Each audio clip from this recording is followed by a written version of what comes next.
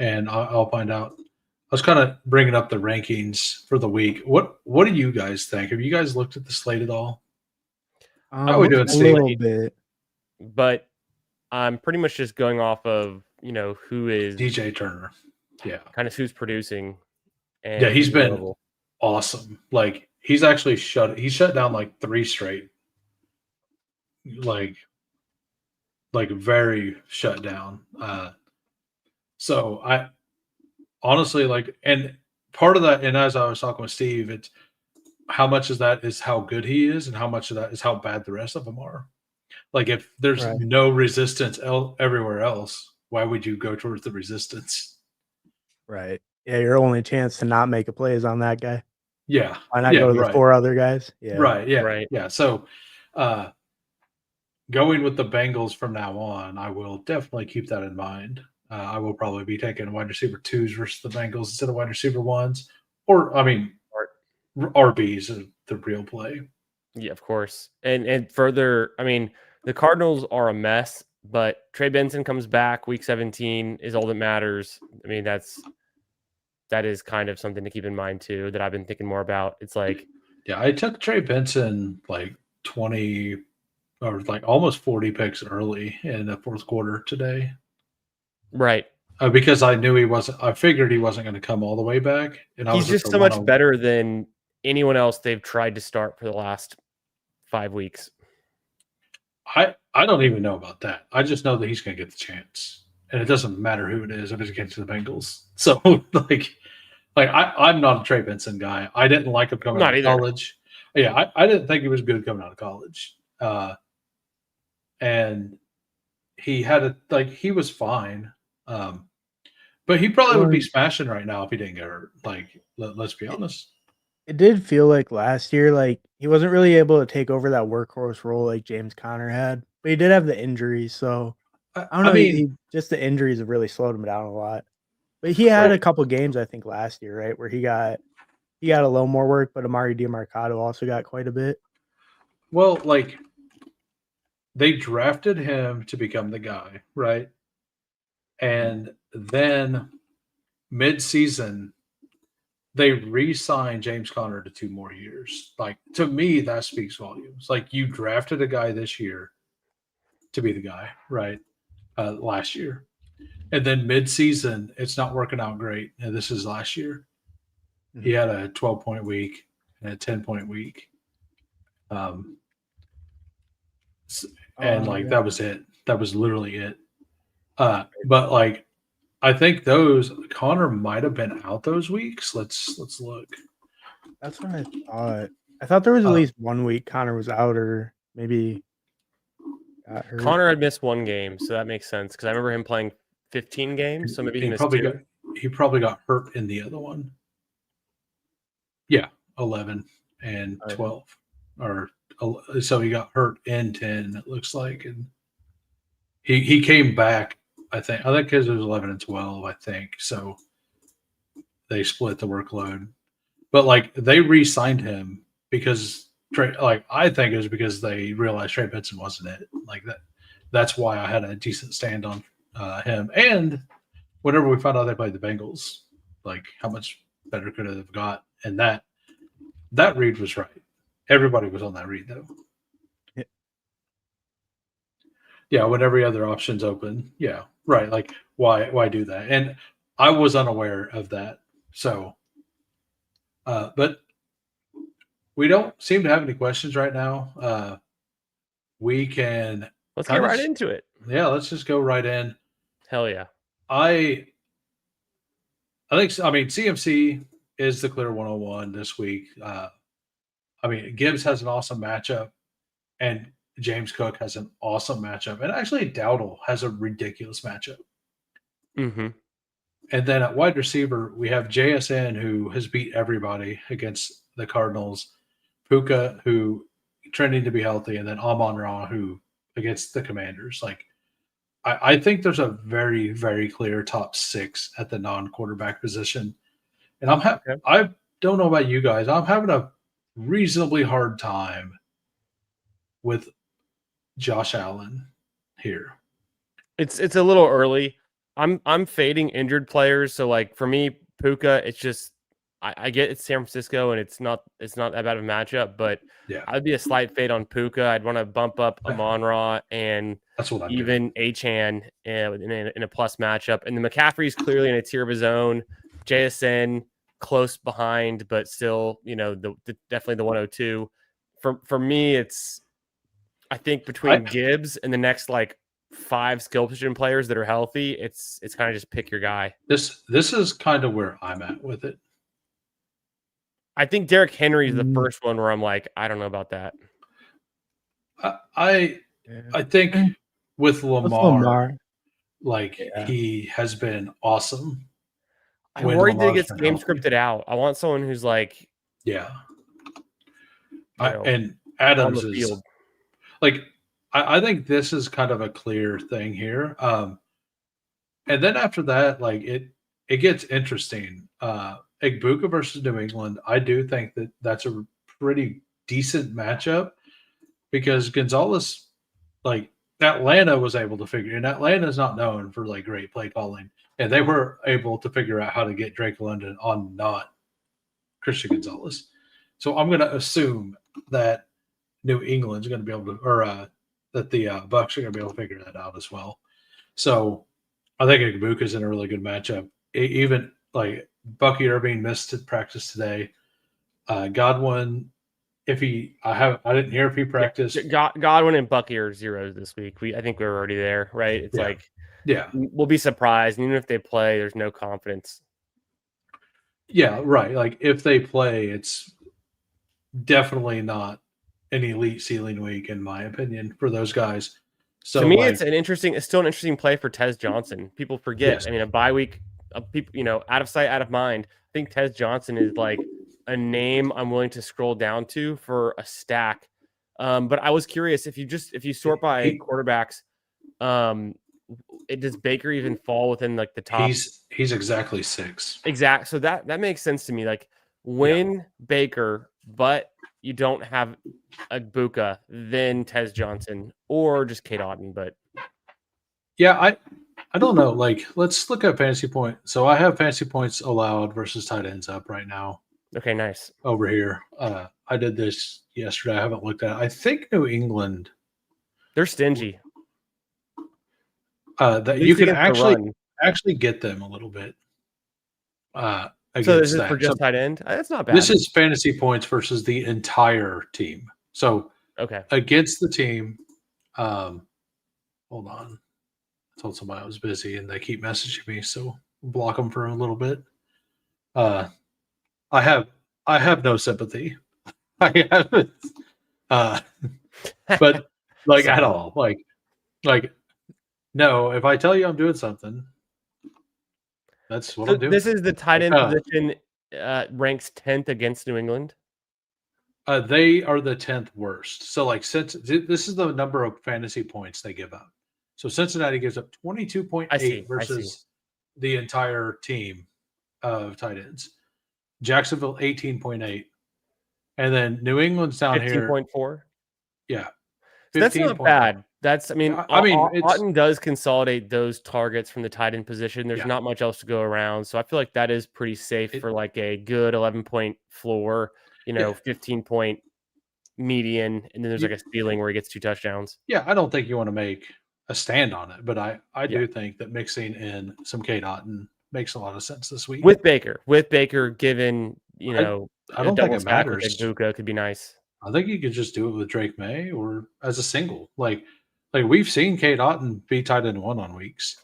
Yes.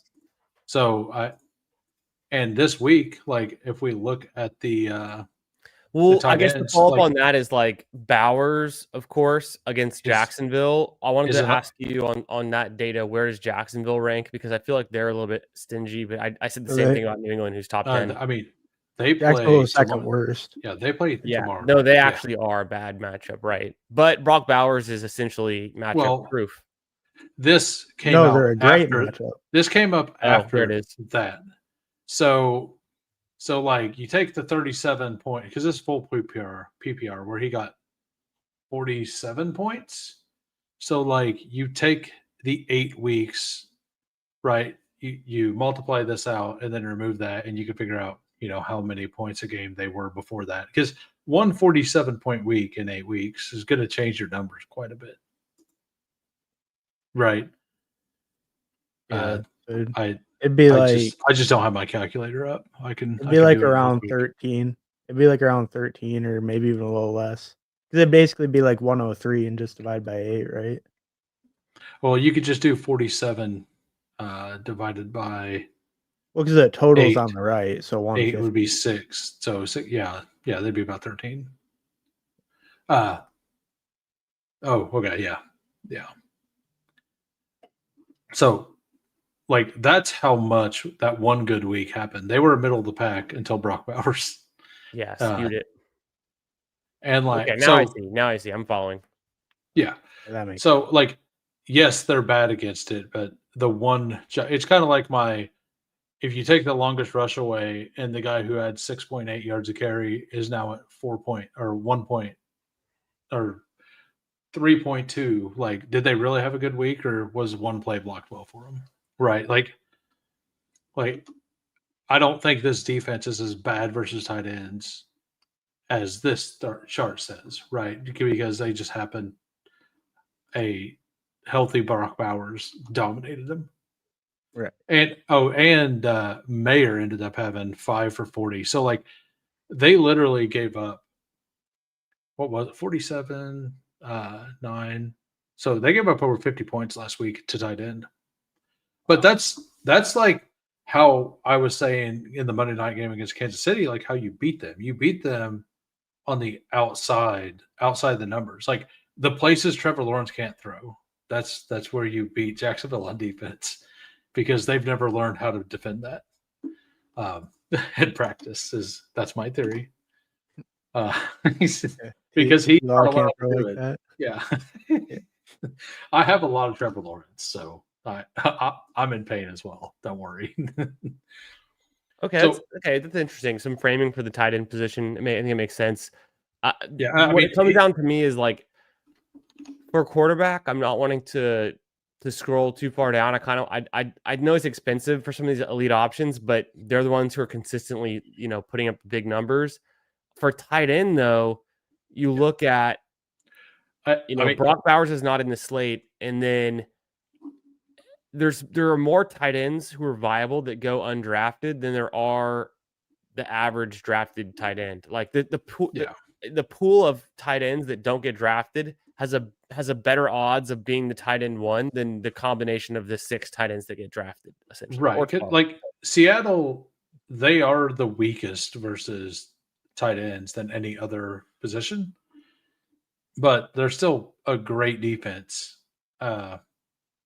So I do think Trey McBride is the number one in this.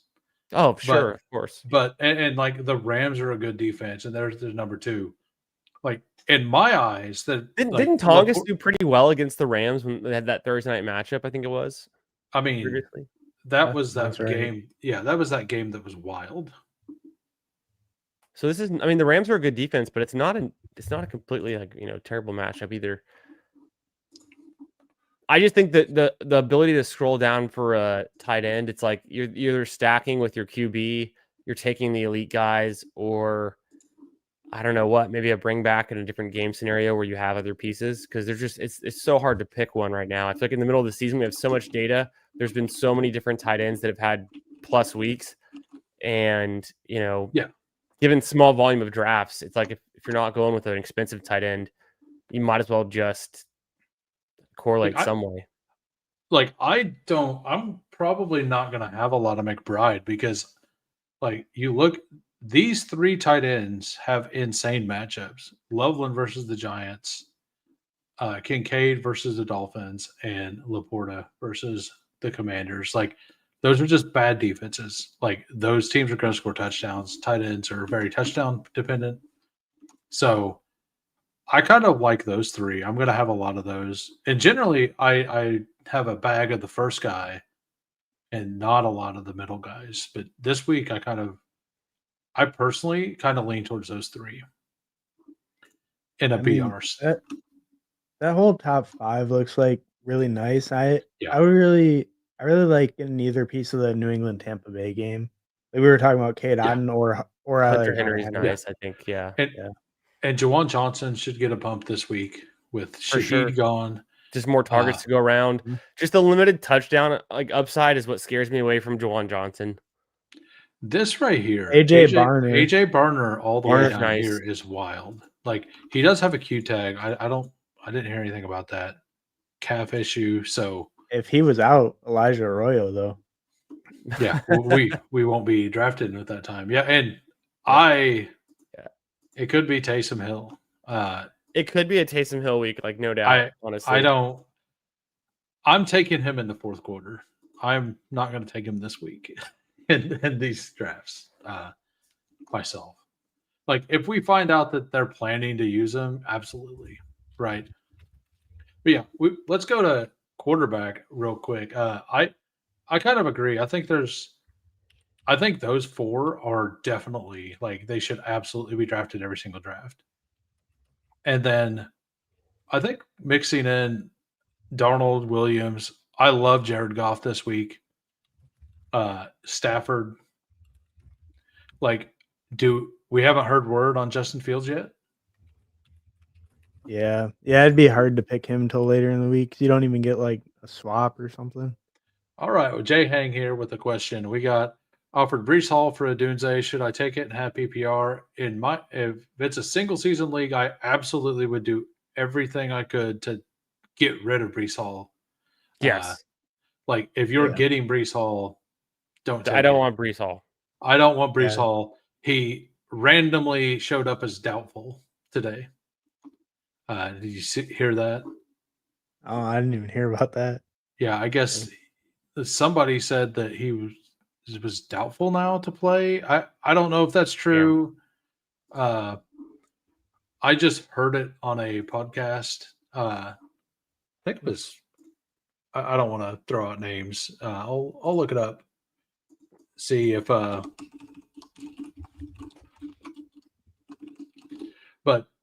if he even if he plays, he's not going to be happy, and that whole team I think is going to sell.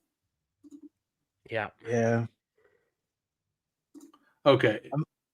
Yeah, like he's one of those that I don't think it'll be listed. Like he won't be on the injury report most likely. So if you do take him, you're probably just getting a 0. And he was supposed to go to Kansas City, and the Jets stood firm and ruined his career or ruined his year. So Jets. Okay. Wesley Steinberg says Jets RB Brees Hall for depression is doubtful for week 10. Oh, that was probably like a meme. Yeah, I hope so. Like, but like, it could just be what he's doing. I don't know. Yeah, the vibes are bad. Couldn't be worse. Hopefully the vibes are so bad. Hopefully they just go with the he's a free agent, running him into the ground approach. Yeah, that is another. That's like the other side of the fence of what could happen. The only upside. Well, he probably knows that that's what's going to happen, right? Yeah, but maybe he gets a fat contract if he actually looks good, bro. So I've been staring at this on the screen. I can't. I'm Quinshawn over Derrick Henry this week. I love Quinshawn. I love Quinshawn just this week. And actually, so Kyron, remember the game? Kyron had 2 receiving touchdowns. That was against the Niners, wasn't it? It was against the Niners. Yep. I think Kyron's fine. We've been hearing a little bit more about Quorum, but I think Kyron's still fine. I think to me, Quinshon Judkins he's on the field more if we're sure that he's not hurt. Yeah. So Sean, first time I've seen you here. Thanks for stopping by. Sick profile picture too. Yeah, that's pretty awesome. I agree because I said back in March when we had 2 third-round picks, let's send the 66th overall pick, the second pick in the 3rd round, away for Brees Hall. Like I said it then. That's what I've been on this the whole time. And if that happened, Brees would have been fully into this offense. And okay, that's dirty P. Got it. Yeah, I absolutely. Why does it change all the names? I don't know that. Like sometimes it does that, sometimes it doesn't. Well, it's like your channel name because it's the actual @ so it's like if you saved it the same, but I don't know, some channels do it and some channels don't. I don't know what Well, my earlier one didn't do this, I don't think. So I don't know how I yeah. What's up, Dustin Wells with the question? Cook is out this. If Cook is out this week, Ty or Davis the pickup? That's tough. We assume Davis, but he hasn't done anything all season, right? Yeah, I mean, Ty Johnson's had a better role. Ty Johnson has a guaranteed role already, and Josh Allen wanted him back this year. I think Ty, if you just need to like make sure you get points, if you think you're favored to win, I would take Ty to like lock in some points. Ray Davis is the upside swing, in my opinion. Yeah, I think that's fair. Oh, you changed your YouTube name now that you're done drafting? Oh, that makes sense. That way people could recognize you or not. Yeah. Yeah. So we have 16 watching over on X on my channel and 9 watching on Candyman's channel. If you want to, head on over to the Hoohames YouTube channel. Smash the sub for me. Also, I put both of the Hartman and Candyman's information in the description below. I got around late today, so I I just did it. But yeah, I don't want anything to do with Breece Hall. And as Candyman was saying, Judkins feels good. Feels good if healthy. I only want to draft healthy players who are excited to play for their teams at this point in the season. He's good. Have a track record of high volume touches. Yeah. You know, and if the Jets are feeling kind of defeated and just they might just kind of get whooped. I mean, half their defense got traded away.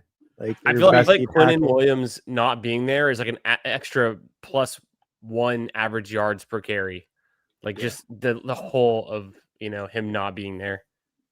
I don't think Cook has like any chance of missing, but we could be wrong here. That won't practice Wednesday. Yeah. I'm super high on Dowdle this week as well. I think I'm him over Henry easily, not even close. I agree with that. Where's he at? Oh, there he is. No, I almost Quinshawn and Achane is fine for me. That's more of a toss up, but I'm Dowdle probably over both of them. Well, I was gonna say I could even be talked into putting Dowdle up over Puka, but I personally because of like the injury. Because we're just not sure with Puka. He keeps getting injured and missing time. It's crazy, right? Yeah. What's up, Big Grow and stuff? We have a gross question. Calvin Austin or Darius Slayton, if Godwin is out, play Tez over them.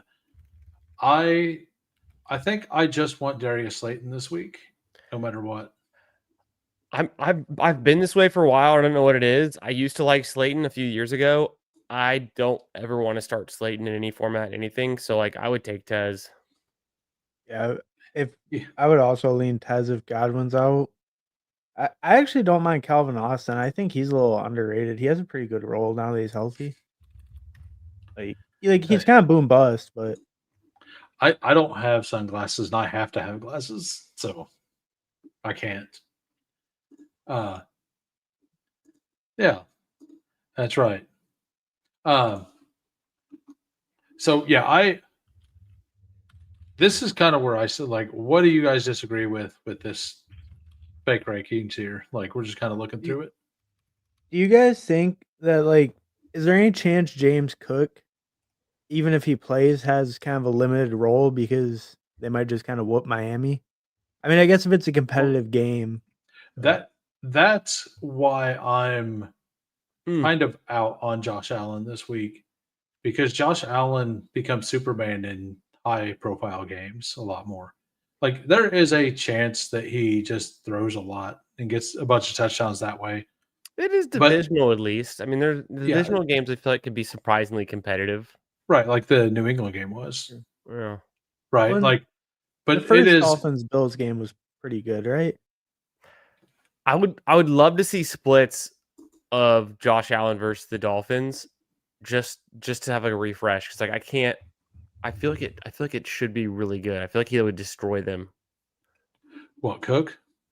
No, Josh Allen, but at the same time, if he had to, yes, right? Like, but Joe Brady has proven that if you have to, like, if you don't have to like make Josh Allen everything, that he will just run the ball down their throat. Like, so mhm. like we know this is the way it's been the last 3 years. So that's why I do like James Cook, but like him sitting on a practice day does make it a little scary. I'm personally not that worried about it, but and I mean Pepperoni is right. Like Bill's defense is kind of mid.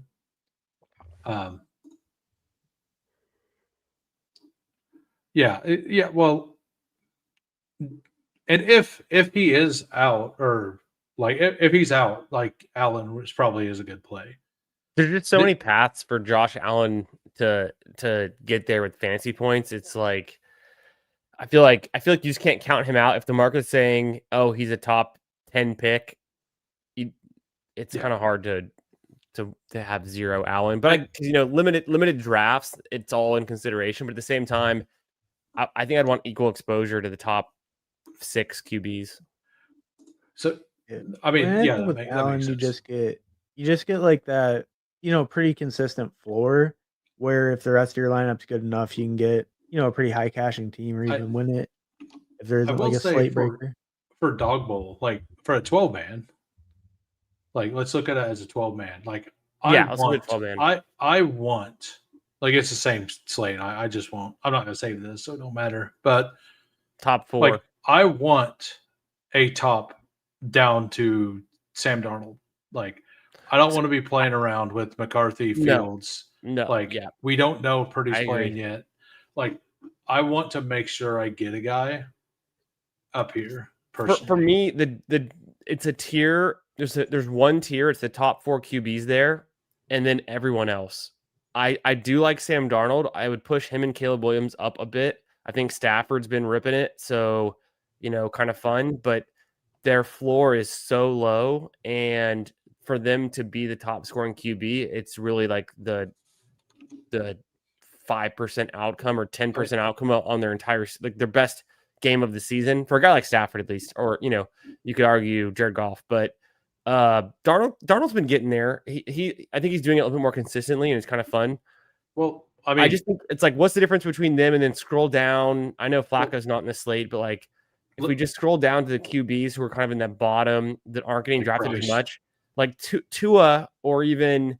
I mean, Lawrence has had some good fantasy weeks. Lawrence is fine. I think Mariota is actually the one I would be Mariota scrolling down. Terrible for real life football, but good for fantasy. And Brissett is on this slate. The Seahawks are a pretty tough matchup, but like he's been getting it done. So like to me, the difference between Baker Mayfield, Stafford, and like even Brissett is almost nothing.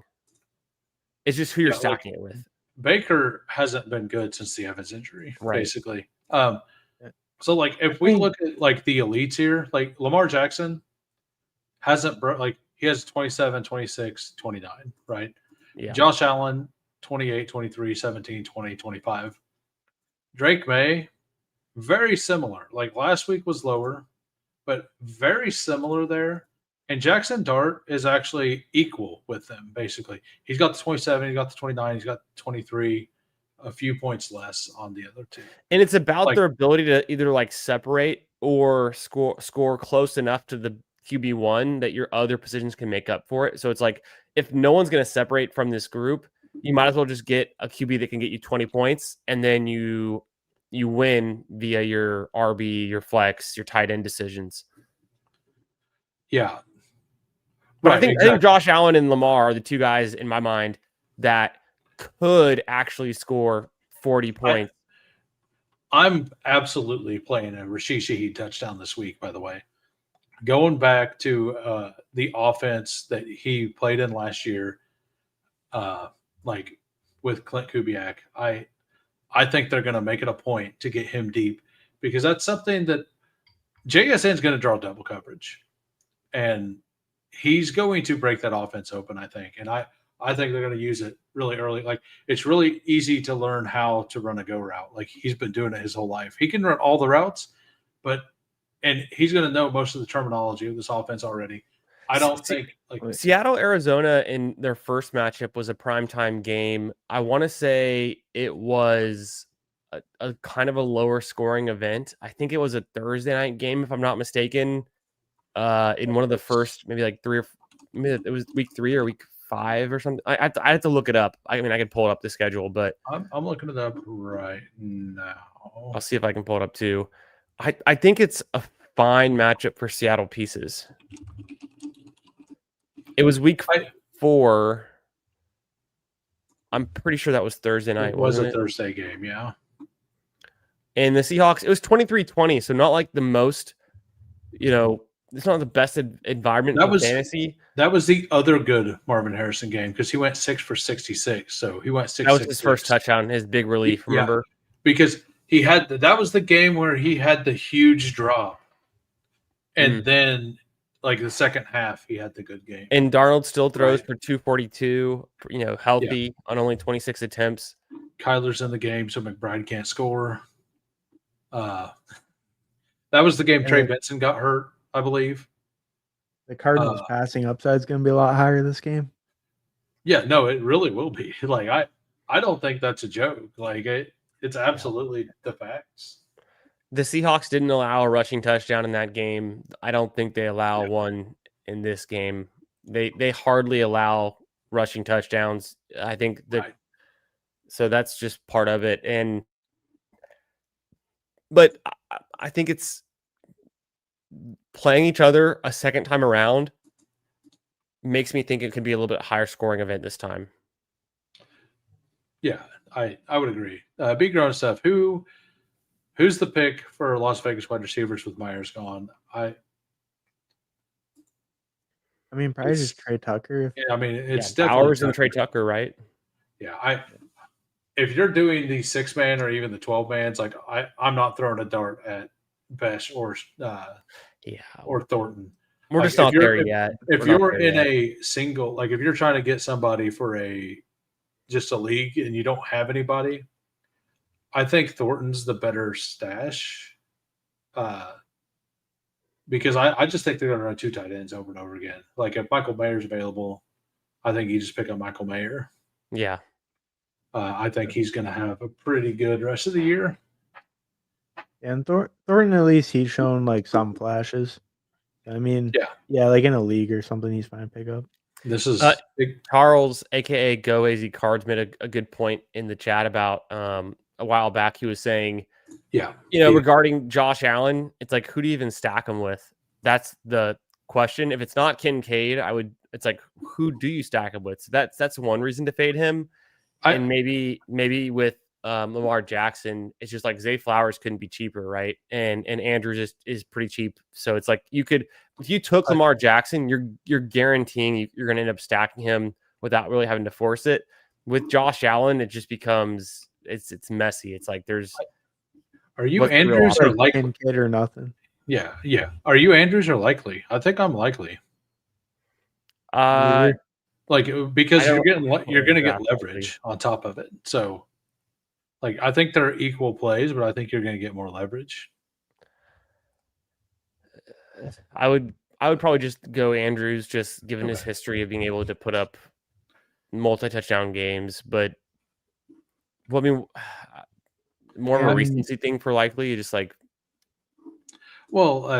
Andrews has looked a little slow all year, but it's hard to really tell anything with that offense since Lamar wasn't 100% for he got hurt in the Chiefs game, and they just haven't been the same.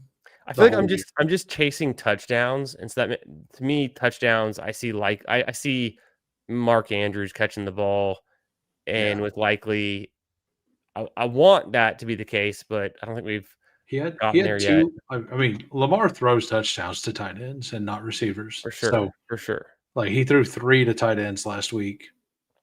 Didn't Kolar get one? Yeah, Kohler got one and Andrews got two, and Right. Likely didn't get one, but Likely I think had the most yards. Yeah, he had 60 yards. So like it worked out because Andrews had 2 catches, 2 touchdowns. For me to draft Likely, it would have to be that I took Lamar Jackson, someone else sniped me on Mark Andrews, and then I'm rotating down to Likely. I think is how I would get there. And I like Fannin this week too as a late tight end option. I think Fannin's fine, but I don't see myself ever drafting Dylan Gabriel, so I'm probably not getting to Fannin. I mean, I'm not requiring Gabriel to draft Fannin. I think we see a all-time give-up performance for the ages for the Jets. Like, where's Theo Johnson? He's right. Oh, there he is. Right. Yeah, so I'm way more interested in going like Dart Theo Johnson. Right. If you get Dart, I agree. And I mean, I like Theo. Like, I don't think you have. I prefer to stack tight ends with quarterbacks, but I don't think you have to. Like, sure. Like, I think they're the same bet. Kind of anyway. It just gives me an excuse to like pick one over the other because like it's so hard to call your shot on a tight end on any given week.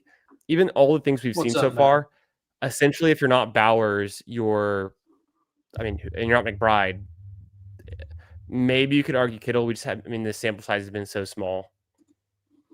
Right. Yeah, it just feels like, kind of like you said earlier, like there's so many guys who can realistically be tight end one. It's just, just correlate it and, or go with the best game total or whatever. Right. Well, like Kittle can smash any week. And McBride can smash, and he's been smashing since Jacoby Brissett, 17, 24, 14. Right. Yeah, McBride's like obviously tight end one, but but like Seattle, you could see any of the other guys. Yeah. Right.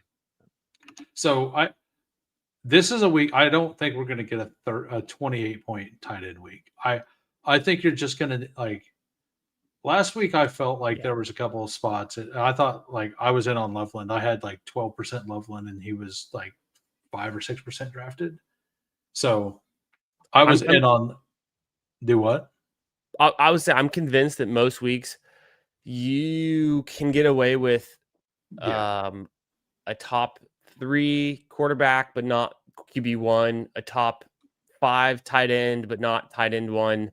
And the differentiator, what seems like it is right now, is just getting that RB1 right, where it's like, is it McCaffrey? Is it Jonathan Taylor? Like, who's the RB? Is it Dowdle? Well, who's the RB1 on the week? If you can get that right, you can probably fit in other pieces to get you close enough. Right. I think it kind of that, and you need the RB1 right, and you need the flex. Like, you need to figure out there's a flex. You need a flex Yeah, it doesn't matter if it's a 2 RB or if it's a 3 wide receiver, but you need your flex to be 20 plus points. Like, you have to figure, like, it's just easier. It's been a crazy amount of running backs, I feel like, that are fulfilling that, where it's easier for the RB to get there.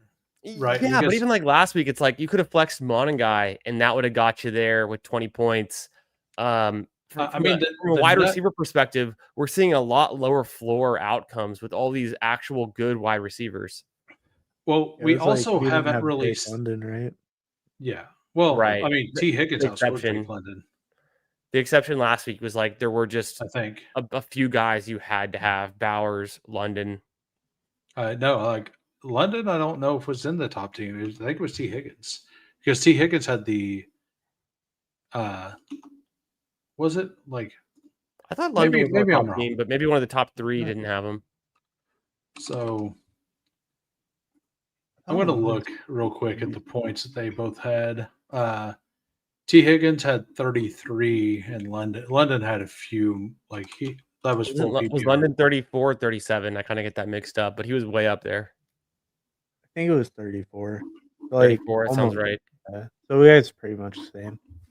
Well, that's his full PPR, so it'll be a little different. Yeah, so he was like 2 or 3 points ahead. So, but that's honestly that's replaceable. But it's just like you just hope that no one has the same team you have plus that. The thing is that the 2 wide receivers that were clearly the 1 and 2, like, because they were way above everybody else, neither one of them was 100% drafted.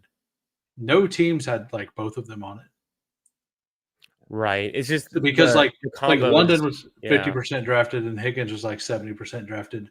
Nobody pushed down. Like the entire third and fourth round of BRs like was just bad. Like if you didn't take Bowers there, you were wrong. Like Vidal sucked. Like I guess Devontae Adams was fine, but Vidal sucked.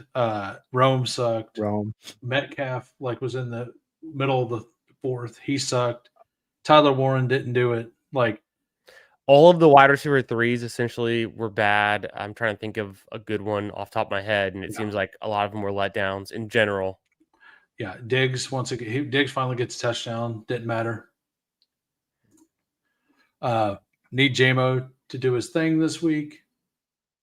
Looking to see if I find any questions here. It was Allen, CMC, Manungai, T, London Bowers was that was the nuts. So Allen only outscored Drake May by like a point or like half a point. Like, and that's kind of what we're getting at. Like, unless you have the absolute smash, you just need to correlate a bunch of points. Like, you have to have the RB1, exactly as Candyman said. It's just easier to get more points at running back than it is at wide receiver. But this does kind of feel like I said it last week. I felt like there was a decent chance that it could be a wide receiver week, and it lined up to where it could have been if you took the right guys. But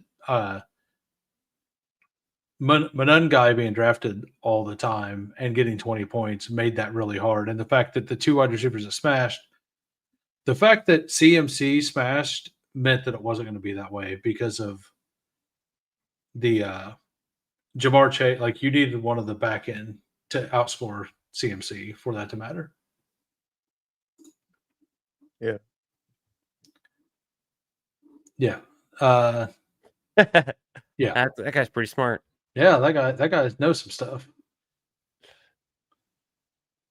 I knew the lineup because I had Allen, Henderson, JT, London, Adams. Okay.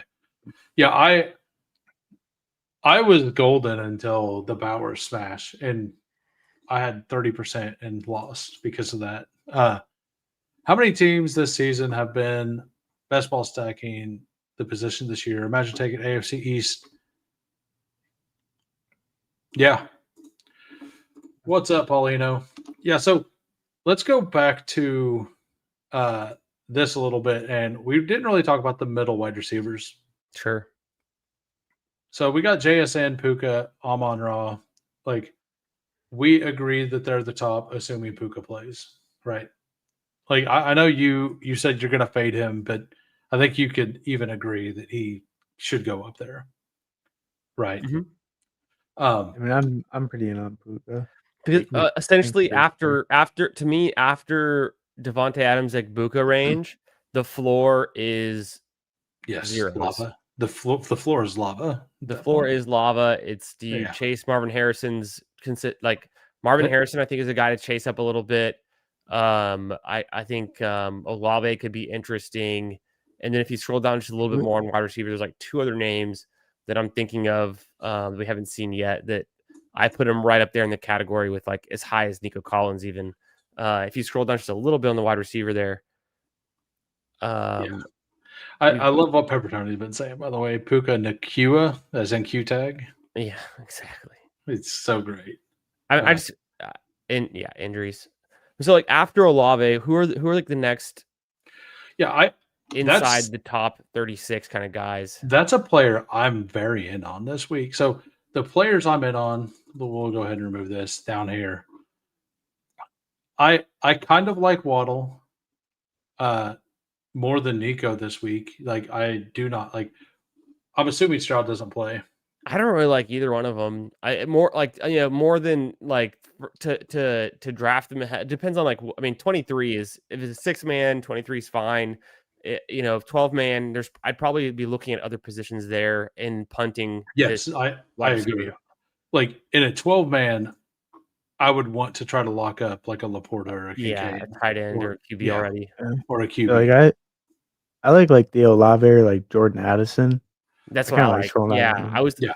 that range where it's like Olave, Addison, JMO. I'm more interested in going for Mhm. those upsides than just being content with forcing a ADP that's Waddle. I think Zay Flowers is fine, but I want him stacked. Yeah, and I'm kind of like I'm also in on Debo and Juwan Jennings. I don't know about Juwan. I mean, Juwan. I was advocating Juwan Jennings last week, and I think it's fine.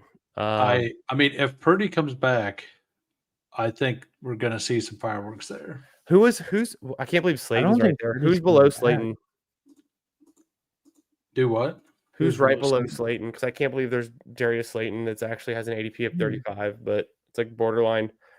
Demario Douglas. Yeah, I mean it gets pretty like ugly Tez. in this range really Torrey quickly, Horton, surprisingly. like so Shaheed isn't being drafted. He's out. I think because he got traded this week, like probably Jacoby's the same. Like You can't on draft him. Underdog, yeah, they won't count. Like when Flacco got traded, remember? Oh, yeah, Jacoby's not on the Or he's not on the slate, right? Yeah. Yeah, so I would absolutely be in on him. Or wait, no, Jacoby should be on the slate. No, they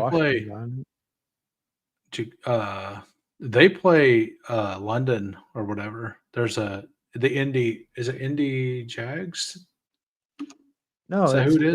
Jacksonville, Houston. Parker Washington's right there. Oh, yeah. What's the Indy game? The Indy game's the early game.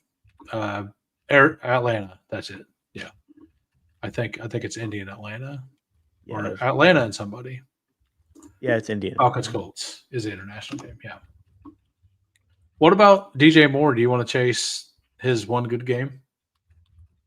I think he's okay to like mix in, but I wouldn't really like Nah, not so much. Bag at all. Yeah. And I agree What that about Harrison is a fine pick. Harrison's pretty good. Yeah, Jacoby, he has a real quarterback now. Don't forget. I totally get that. I just wonder on the matchup's not great. Like I don't like. Yeah, they have a good defense, but I do think that this is going to be a different Seattle team. I think they're going to go out firing this week. They did last week. I think they're going to do it again. Sort of like McMillan with 23 team total, getting first read volume. I'm not going to have 0 McMillan, but I don't like it. I would prefer Diggs to him. I would prefer Rome to him. Do you guys like Zay Flowers at all? Only stacked. Yeah. Same. Only stacked. I agree there. That's kind of where I get to with any of these names, where I could even say like, DJ Moore, sure, but what about? And it sounds crazy, but like Zacchaeus. Zacchaeus is an equally good option stacked up if you're going to go the Caleb Williams route. If you want to do double stack or something crazy, any other name in this range, I'm looking for guys who are healthy, who have scored a touchdown in the last 3 weeks, or who have caught more than 5 balls in a given game in the last 2 or 3 weeks. So I'm just looking for guys who are actually relevant right now in the middle of the season. And a lot of times it's just coming down to health, because we have all these big name guys who are injured that you kind of want to avoid. And I think at anything past 36, honestly, for purely for the wide receivers, I'm surprised a Jordan Addison's like a 35, and then there's just after that it's just like no names. I kind of agree with it. So having unstacked Zay is probably way less owned as well. And like I would absolutely put Zay Flowers on a Jackson Dart team and just have both unstacked. I could see that. And then if he outscores Lamar by a point, that could be the difference. Dart, right? And I could absolutely see that happening. Yeah. I mean, he could get there. I'm not saying I don't love Zay, but I prefer him stacked like everybody, but I do think it could be a want good to way to mix get him dip. in at least. Mm-hmm. Like, what do you guys think about Garrett Wilson if he plays? I want no Jets. If I'm out. the Jets bury me, the Jets bury me. Yeah, he I was think like the only the good implied piece team when he was total is so healthy. low that it's just like if we're hunting touchdowns in a half-point PPR format, then it's just tough. Yeah, this is absolutely. He was true. good for a while, but it's been a little while. Yeah, even when Ted scored 2 touchdowns, he didn't crack 18 points. Only 2. He was out. Who? Garrett Wilson? Yeah. Yeah, I mean, he was I know, pretty but good. he was good when he was active. Oh no, he was really good for the first few weeks, but everything. The matchups horrible. The matchups bad. They're being really stupid with the quarterback. They literally just traded their entire defense away. The other team has an awesome RB, right? Like, yeah, I just don't see the game script at all. The other team's defensive line is insane. Their offensive line hasn't been playing well. So even if they do have the ball, they're just going to get sacked over and over again. Spam it to Garrett Wilson trying to catch up. Yeah. All right. So Matt says, thoughts on trading Rico? Started talking to a guy who said he'd need a wide receiver in return. I kind of like Rico the rest of the year. They have a really good schedule. They have a really good schedule. The Panthers do. They have a game versus the. They have a one good defense they play the rest of the year, I think. And I think that, like, let's look up the Panthers schedule, or I'll look. Week 17 is the Seahawks. That's the one. So your finals, it's the bad, but they play like the Bucks, the Falcons, and a bunch of those teams, like their division, which is all bad defenses. So yeah, I think there's a lot, like a decent amount of wide receivers that you can take. So let's just go and look at what the top 24 are. So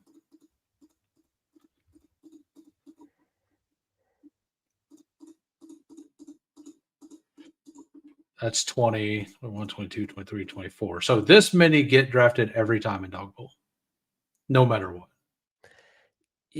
Yeah, and I think like scroll to about halfway on that always gets drafted list. If you like scroll up to once you get to Nico Collins, between like that down to me, I think we need to be very like selective. Like Marvin Harrison to me, Waddle, and then once you get to like once you get past Jamison, Williams, and Addison, it's just anything goes. It's just go for the stack, the correlation. Yeah, and like so down here, like Jerry Judy's down here. That's ugly. Undraftable. Yeah, like Parker Washington, I don't hate. His score is so low, but we've seen him have good games. I'm curious, like what that looks like now with Jacoby Myers there. Yeah, and his volume's decent, right? It is decent. The ceiling's not even that good though, unless you're in like a PPR format. He's their number one. Jags. Like, I mean, he had 8 catches, 90 yards last week.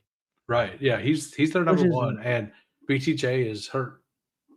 I don't know if he's going to miss, but he's hurt. But Jacoby will be there is the thing. Jacoby will be there. Absolutely. That's the issue.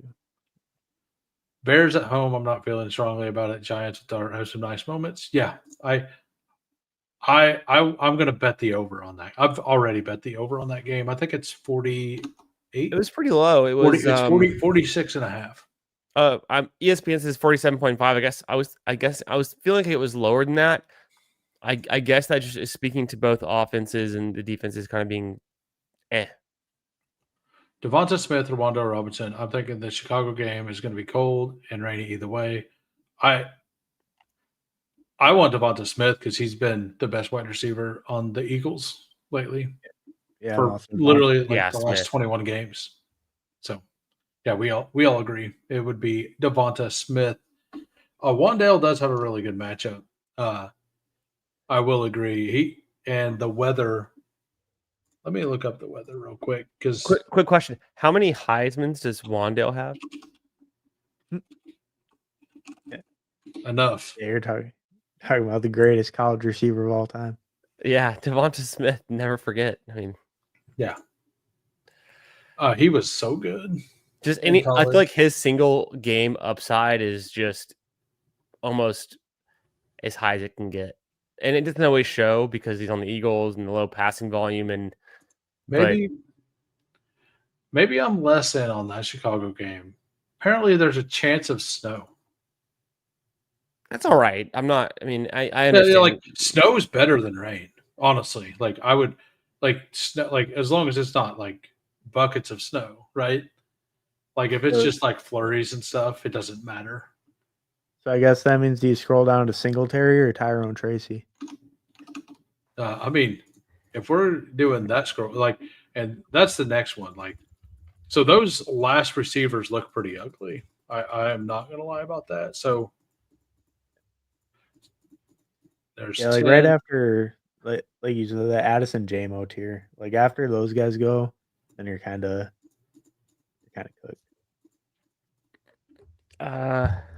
So if everybody flexes a running back, it goes all the way down to Jordan Mason, and that's with Aaron Jones being drafted.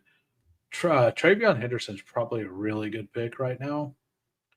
If he's that late in Dog Bowl, I'm sure that maybe we could just look at the Dog Bowl. Montgomery is a pretty nice pick there too. He goes super late. Yeah, I like Montgomery a lot this week. I feel like they might just kind of beat down the Commanders. I took him in my one that I've done. All right, so Matt, to go on to his question earlier, wide receivers are Wilson, Waddle, MHA, Debo, Franklin. Was thinking of pairing someone with Tracy to see if he's open to that. He's trying to get Rico Dowdle. I would try to pair. I don't know about you guys, but I think I'd try to pair Debo because we don't know. Like I think Debo's been really good this year, but MHA's kind of on the rise. Waddle's been awesome since Tyreek's been hurt. Wilson, who know? Like I doubt anybody wants Wilson right now. Like right, given the injury, I think both Garrett Wilson and Debo are worth pairing with Tracy to get Rico Dowdle. Given the name value that you like of a Garrett Wilson or a Debo, you should be able to get it done with one of those two guys. You might be able to get it for just Wilson. Yeah, honestly, straight up. Like if you, but also Tracy's worthless, so might as well move him. Yeah, I would rather trade probably Debo and Tracy. Yeah, I think Debo with Mariota all year is like, you know, I think you're kind of getting out while the value's still somewhat there, even though his value's fallen a little. That's exactly what I'm thinking. Is that it should be, like I would like. I think Debo's the safer play than Wilson, but Wilson offers like league winning upside as well if he does come back and they do stick with Fields, which is wild to say. Actually, yeah, he had good games with both, but he just has to be healthy, number one. But Debo, like, there's a chance that team kind of implodes as well. So I would try to get rid of Debo myself to get Rico for sure. Yeah. The Commanders are going the wrong direction. But so are the Jets. So is Swift leverage being a later pick? I mean, it could be because he was questionable to play. Like I kind of expect DeAndre Swift to play this week. If Swift plays, he expects to play this week. He's a very good play. Yeah, I think. That's a very good pick right there. Essentially, regardless of what happened last week with Bonengai getting 29 touches, Swift is a top 12 running back on the season with one of the most consistent floors and has been scoring like, you know, his ceiling is good enough. I feel like Swift takes back some of that volume, which is crazy that Monaghan was able to get 29 touches in one game. Just the whole game script would happen. They're not going to play the Bengals every week. But Swift, if he gets 20 touches this week back, expect him to put up 18 to 24 points. And I think he's one of the guys that has the ability to put up a 30-point game. We haven't seen it yet, but he's like knocking on the door. He has a very similar profile, the way he's used when he's healthy, to, you could say, Dowdle. You could say he's very similar to Kyron, if not better. He's very similar to maybe not as used as Javonte Williams in terms of like Javonte's been getting more touchdowns, but he's kind of that every down back. Monaghan does, like, he's viable. So like there is more of a threat now, but I feel like it's the perfect time to capitalize on a cheap DeAndre Swift, who until last week was one of these guys that's going like very undervalued as a top 12 running back who's just like dominating their touches on their team. Yeah, he was. But Monaghan, before the Swift injury, was starting to eat into the workload just a little bit. And he had a really good game last week. I think they go with kind of a split backfield for sure. I think both of them are draftable. I think both of them could put up a decent amount of points. We've seen in dog bowl that you don't necessarily need, like, if they both have 60 yards and one of them gets 2 touchdowns, that could be the guy you need. It just kind of matters. Like, I could see that exact scenario happening. Both of them have about 60 yards. One of them gets both touchdowns. As Cooler just saying, it becomes like a Walker Charbonnet thing. I don't think we're there yet. I honestly don't think we're there yet to call it like a Walker Charbonnet thing, because I think Charbonnet has been getting a lot more usage. I mean, the 29 touches in 1 week is like a total spike anomaly type thing. I feel like we're having some recency bias to think that continues, but at the same time, like, it is impressive. Well, do you guys I think Swift, like Swift, I mean, his volume wasn't super high beforehand, and he's put up like over 20, twice before he got injured, like in the last couple of weeks before he got injured. And I don't think he needs the crazy volume to get there. Like I could see him pretty easy over Brees, Bucky. I could see him over them pretty easy. Like, I mean, I could see wait, where's Isaiah? I could see Isaiah Davis. Isaiah Davis may be a really good pick. Where is Swift right now? He's behind Monaghan. They're back to behind Bucky. He's behind Brees. I would put Swift ahead of Judkins. I'd put him. I think actually that's, and then you put him above Judkins because of the matchup. Maybe not, but he is more efficient per touch, and the touches aren't that different, and the Browns aren't that good. The Bears are a better offense. I get that, but that volume. One guy like Judkins to me is an absolute clear pick over him. Bucky, I don't think the volume's that different. I mean, he got injured that. Yeah, I guess it's 25, 23, 21 in games that were like closer winning. I think they're going to be close to winning in this game. Swift is averaging 17 touches a game, and Judkins is averaging 18.5. But Swift gets about 0.87 fantasy points per touch, and Judkins is at 0.7. So Swift is like a whole grouping higher in terms of his per touch efficiency and for fantasy points. And they both have 5 touchdowns. So it really comes down to his yards. So DeAndre Swift has about 100 more yards on the season. Yeah. So I mean, it's just a better offense is I think why, because when Monaghan had the opportunity, I think Monaghan can be good. I chalk that up to it's because they faced the Bengals, and the Bears offense is very capable of establishing the run, and I mean their whole offense went off except for Rome, right? Yeah. So with the touches, if you look at Judkins here, this was the very first game. Like, he didn't even have the playbook basically, and he had 10. Yeah. And then this week he got hurt. So True. like there's 2 games that kind of those 2 games. So if Yeah. you look at the games that he was a full go, 18, 21, 23, 12, because they were getting, well, I don't remember what that game was, but Pittsburgh. Oh, that game was ugly.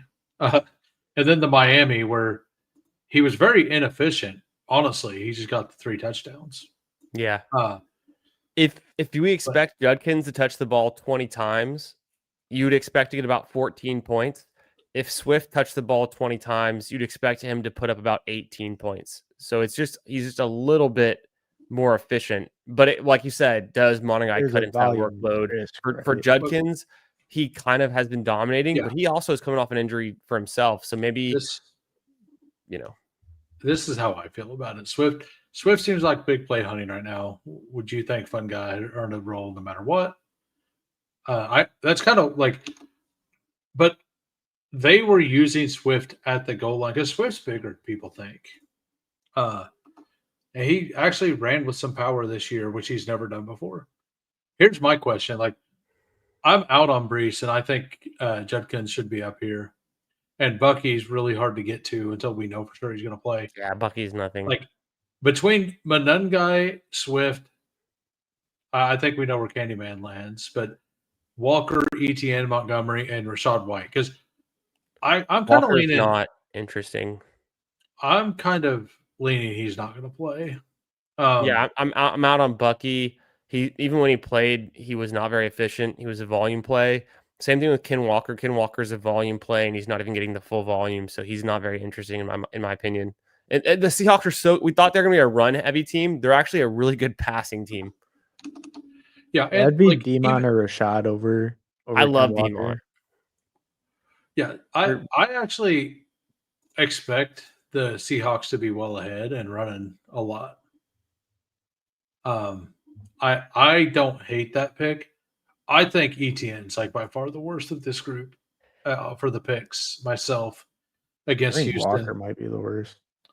Yeah, I mean we could all. I don't. Walker's worse than ETN for sure. I think, and then you got a higher game total. You have a higher team total as well. It's a bad matchup for ETN for sure, but the Texans are down so bad with Davis Mills. Can a team just come in there and play ultra conservative and win that game? Yes. And does that mean like running the ball 40 times? It could be. Yeah, well, especially if BTJ's we're talking about Dog Bowl, so both of them are going to be 100% owned. True. Yeah, and I think like Rachaad White is the play here because even if Bucky plays, Bucky's probably going to get the interior runs versus New England, and that's not how you do it. I feel like Rachaad White hasn't been good since the first week he took over. He had 2 down weeks, but he had 21 and 16. 21 was the week he took over. Yeah. I mean, the offense as a whole has been kind of down the last 2 games, right? I mean, Detroit, like, they got shut down completely. New Orleans, that was kind of a slow-paced game. Baker has not played that well the last couple of weeks. Right. But he had a bye week. He's going to, like I said this 2 weeks ago because I petitioned to get Baker, and it was wrong in our Dog Bowl because I said he wouldn't have a second bad game. He did. He had a really bad game. But now he had a bye week. Well, I think the bigger thing, too, is Amika was playing through that injury. Well, and, like, now he's going to be another week healthier. Right? The bye week probably helped that a lot. But Baker was just missing the throws. Like, they were there, like, both weeks. But I agree with Hartman. I think Montgomery is kind of the target in this area. Yes, I think Montgomery is like the last running back I'm comfortable even drafting. ETN's maybe, but like once we get past Montgomery, I don't even want one of these guys. Like I think they're it's so bad that if you haven't gotten your running backs early, you might as well try something else. Aaron Jones did not practice, and Jordan Mason goes at like the very, very end of drafts. Zach Charbonnet. I love Jordan Mason. We haven't seen anything. I'm just like showing what is down here, like in case, like as gross as it is, like you don't want Isaiah Davis because the Cleveland defense, but he's down there. DeMarcado is actually kind of interesting the way they just used him. That's the other one is DeMarcado because Benson, I think, is he's no way he's officially out already. Or it's showing. With DeMarcado, the hope is just that they do give him a lot of touches and small sample size, but he's been pretty good, and we know he's active in the passing game. So if they consolidate around him, it looks like he hasn't been drafted. He hasn't been drafted a single time. That's kind of crazy, actually. So, like, that is big leverage, and we're 20. Let me look. Refresh 25% through the contest. So, even if he gets drafted every time from now on, like, because I think he would have some sort of an ADP. He'd say 72 if he'd been drafted once, right? So, I think that's how that works. So, Bam Knight is also. I don't like the matchup there, but that is leverage. Like, if you get a JSN team or whatever, like pulling this lever in the last round. Bam Knight, I'm a little less interested in. Me too. I'm just throwing out options at the end. Devin Neal, I'm not in on either, but Kamara looked really bad the last couple of weeks. The last 4 weeks, he's looked very, very bad. And it would be so out of left field if Devin Neal came on and did something like he's not. He's not even registering in like anything. Yeah, he's somebody I'm taking in fourth quarters because I think that by then he'll do something. But in this, Kamara's been bad, but like there's just no volume to even go around. Right? But they can't move. They're going through different quarterbacks. They have a guy who's on his third game in the NFL. They just traded away Shaheed. Like, I don't see why they would be and this isn't for this contest. I'm not going to say we should take Devin Neal, but in theory, they should be playing Devin Neal over Kamara for the most part, because what is playing Kamara going to do for you? You're not going to get to evaluate anything. All of this deep diving into the running backs has further solidified my mind that it's such a 101 McCaffrey week. It's not even funny. Yeah, I think it's so far and ahead. Like, I think other running backs available, it's not even close. Yeah, I think you want one of these top down to. I think even down to, like, if you could get 2 down to Judkins, you absolutely smash it. Like, no matter what. Like, I think pushing the wide receiver is the play. Walker gets taken at 36. I'm kind of like, or 34. I'm not completely out on Walker. I think that's a fine place. Tyrone Tracy, like, I'm kind of out on. Where is Singletary goes at the end as well. All right, Name has a question for us. Give Sam Darnold and RJ Harvey and Alec Pierce for Jonathan Taylor. If you can get Jonathan Taylor, you get Jonathan Taylor. That's how this works. I'd give up anything for Jonathan Taylor at this point. I would give up a lot for Jonathan Taylor, and that is not a lot. That is some. Yeah, you're crushing him in that. Yeah, you would be crushing. We all agreed pretty easily. That doesn't mean we're right, but we think we're right. Yeah, Giant Taylor could always get hurt next week, but other than that, it's probably going to be the right call. I haven't drafted him this week, so he's not going to get hurt. Because I can't. I'm not doing that. Like, I don't have access to him. Etienne Walker Demont is the tier I do not want to be picking below. Yeah, that's kind of where I'm at. I think you take a running back early and then take one other position and then a second running back. Like, I'll show you my original dog bowl. I feel like the problem with Etienne and Walker, Etienne and Walker have no ceiling.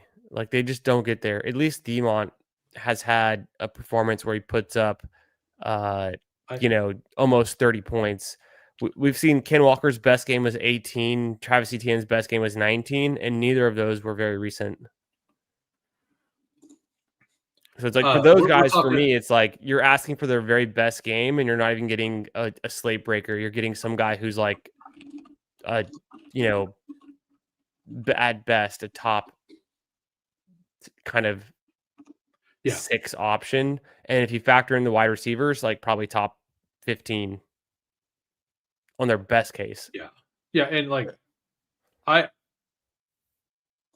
don't know, like Walker at any point could get a 14-yard or a 14-point play. Like that, he has Not that in this his head. season. I mean, just because he hasn't done it doesn't mean he doesn't have the ability. It's kind of bizarre because like I would expect more, but he really I don't think he's had that many big plays. Yeah, I don't. Well, let's go look at your favorite tool. Let's go look at explosive rating. Right? Oh hell yeah, explosive rating in season. Oh, I assume they have it activated during the season, right? I think so. Probably. 100, number 8. Is this the current season though? Yeah, he was actually bad last year at being explosive. It was low last year, like during the summer. So rushing, like the thing is he's explosive backwards sometimes. So here I'm looking up too. His 20-yard plus runs on my end. I've got Walker at. I'm scrolling down because I can't even find his name. He's only got 5 runs of 20 plus yards. I think explosive runs are considered like 10 plus. Yeah, a little bit lower threshold. Like passes are 20, and so efficiency. The yards created per touch is kind of damning. Yeah, I mean, how the fact that he goes backwards like ruins a lot of his stats. And in my opinion, is why he doesn't get a whole lot of red zone work. And honestly, it comes down to touchdowns. He's got 3 touchdowns this season. That's awful. Yeah, and I'm not like just like ETN. I'm in on the cooler side of this to where it's like he's a fine pick, but I don't like the pick, but I understand why it could work. Yeah, right. Yeah, I could see it because he always can bust a big play, but it's just like the last couple weeks they've really been cutting his volume most. Like he's only had like he had 10, 10, 11 carries, and then he had 1 week in there, so it was 10, 10, 17, 11. The thing that sucks is that they're literally pulling him at the goal line every time. Like yeah, last week he finally last week he finally got it inside the 5 carry. He gets to the half-yard line.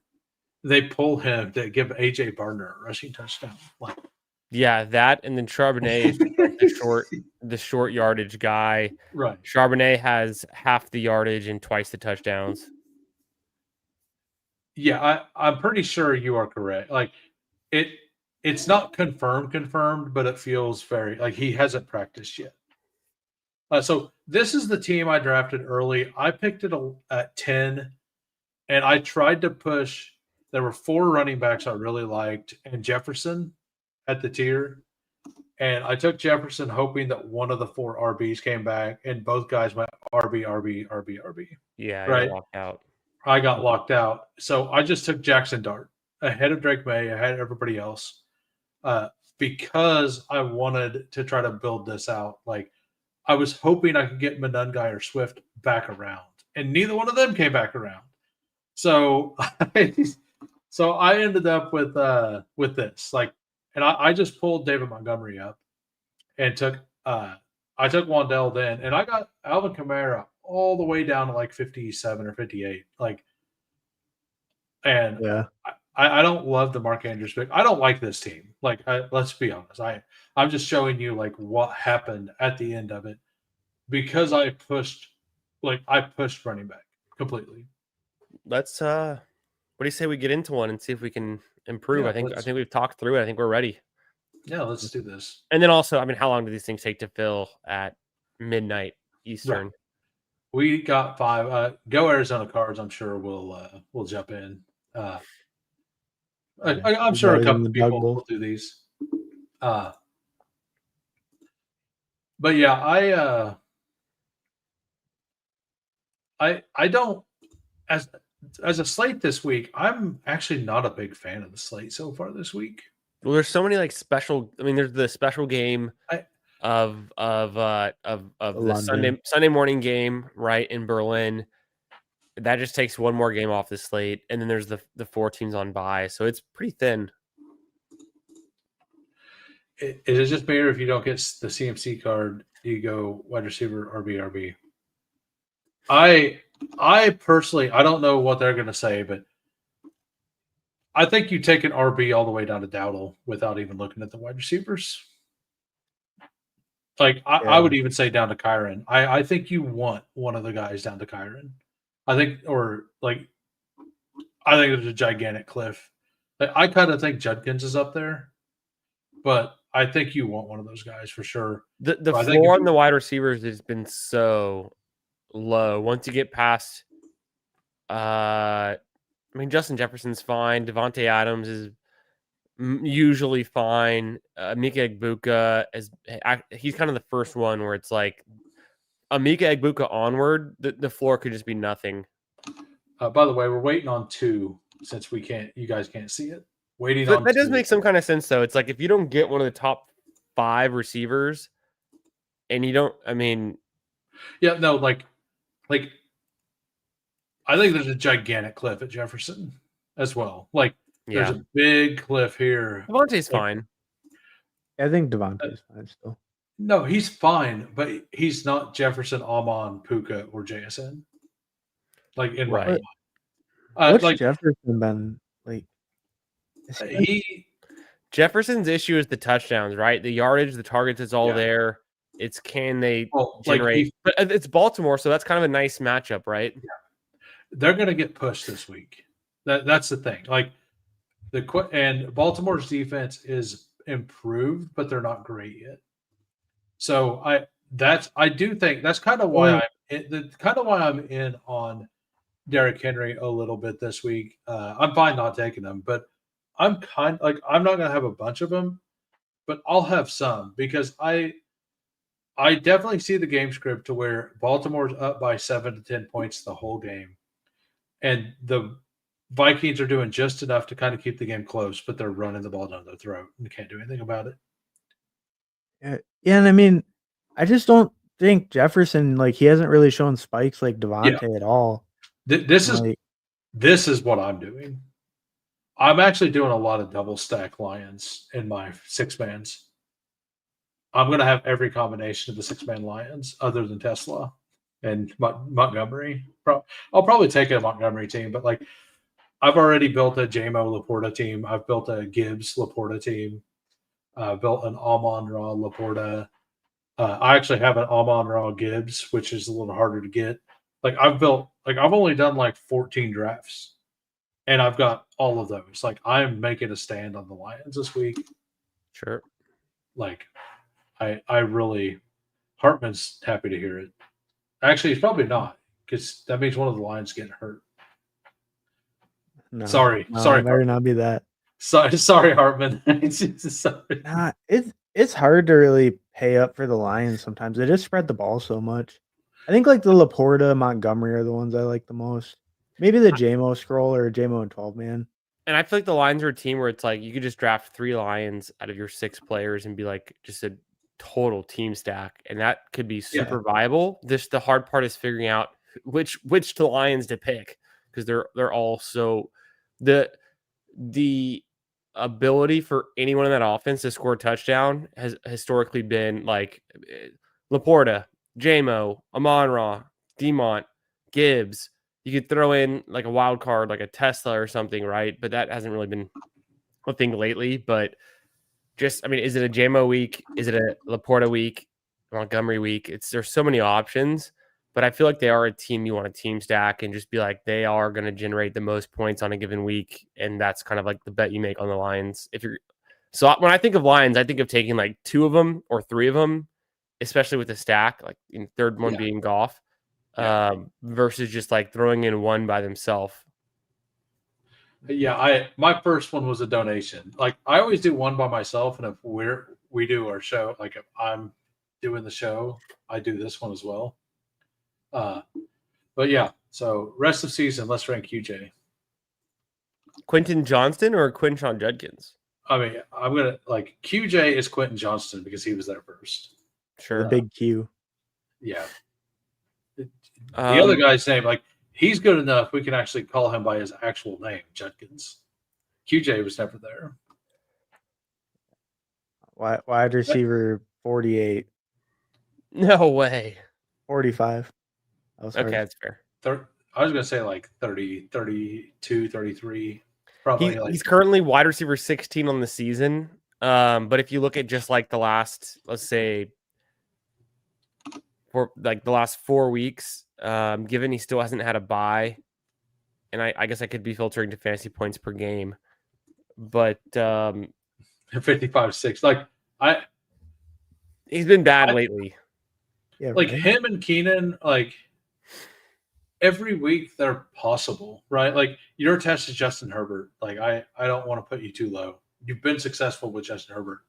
Gadsden really has made QJ, and like Gadsden is really bad for for Quentin Johnson. If Quentin Johnson's wide receiver 45 rest of season, where's Romadunze Hartman? Well, we got shafted. Hey. Like we got pick 11, and it is really ugly down here. This is kind of where I was at the last time.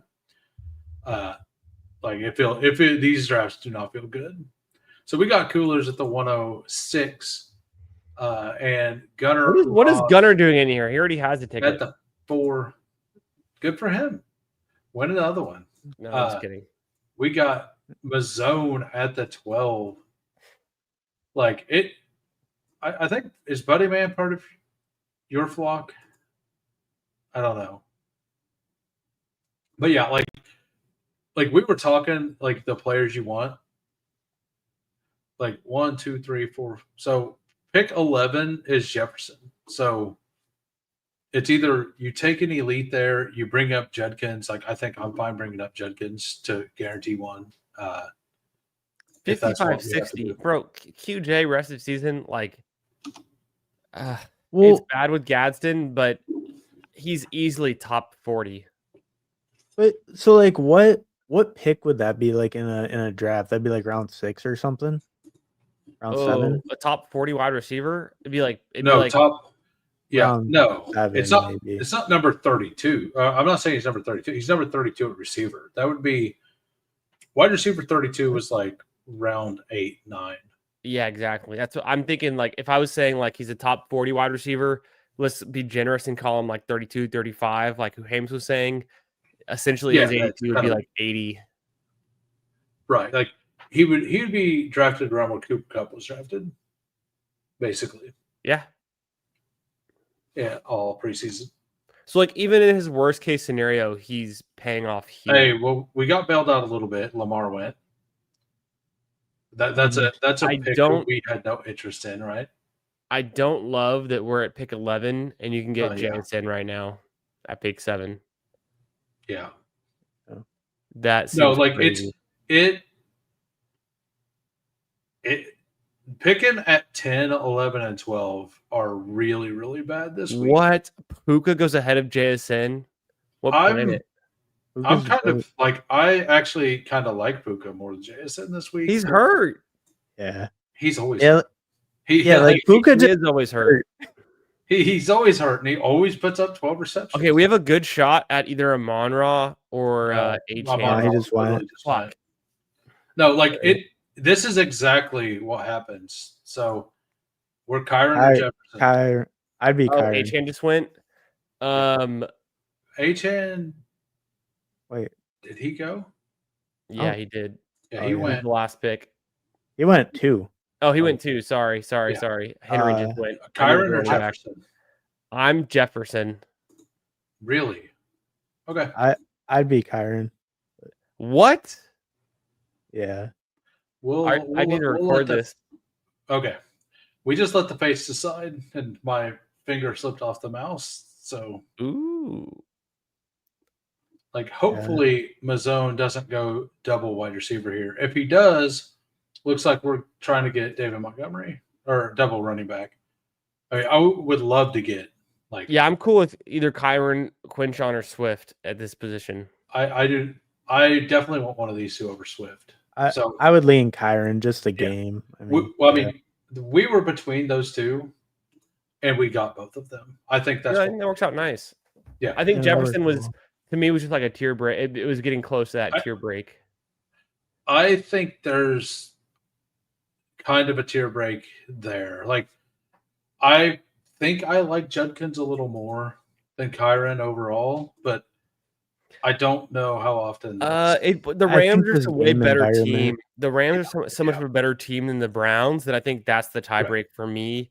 And then Kyron gets more touches per game and is more efficient, scores more touchdowns. Like, so I'm still definitely Kyron over Judkins. The question just becomes, is Judkins healthy?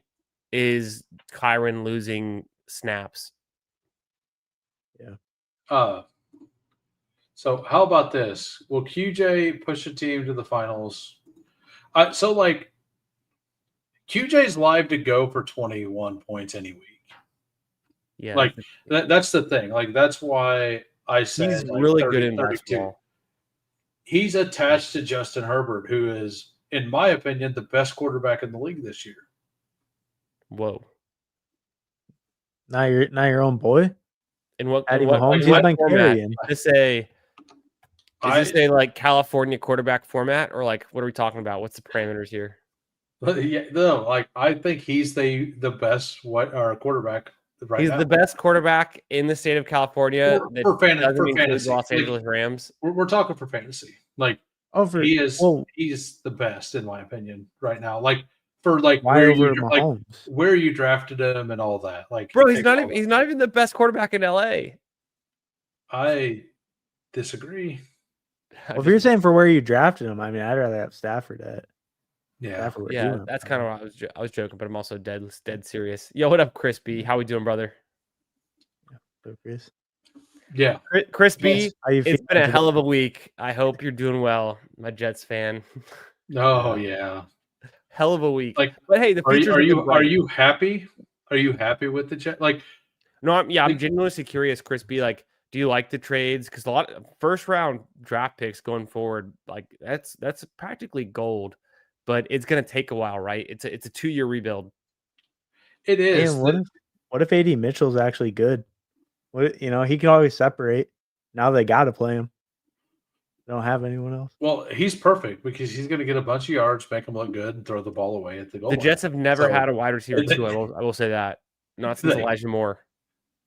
Yeah, and the 3 first rounders. I mean, future's looking. Future's looking bright. Tyreek Hill went. Tyreek Hill went. This might get tossed. Who was the last team to get all those first round picks? The Texans from the Browns. I mean, who else? Like the Jets had something similar a couple of years ago. Historically, teams with the multitude of first round picks, it pays off pretty nice. Yeah. So I'm fairly positive this draft's getting thrown out. Why is that? Just because of the hill? I mean, you have to scroll down to get him. Yeah. Like if you type in like Scattaboo, like it's all the way down there, and it has an out tag. So if you draft Hill because he's already out? Do you get a swap or no? You can't swap. No swap. So yeah, that's not great. Let's see what he does next. I didn't catch that until they took Lamar. Yeah, this is getting tossed. Like I will probably just copy this board and send it to Brett, honestly. And then we could just do another one. And if it doesn't get tossed, that's fine. Like I like this. Like I like taking like is this a drafter who just does not know ball? I mean the Hills. There's an out tag on him, and you had to go look for him. Like if you know who Tyreek Hill is and you went to look for him, how do you not know he's not hurt? Right? I mean, it is midnight on the East Coast. People tend to drink. He's gonna draft OJ Simpson. If the rest are good, will they toss it? Because Lamar's not that crazy. I don't know. No, you're right. Because Tyreek Hill is absurd. Unless you just don't know that he's out. Well, like Rashad's that is such a wild pick. Like it was, who had the not me.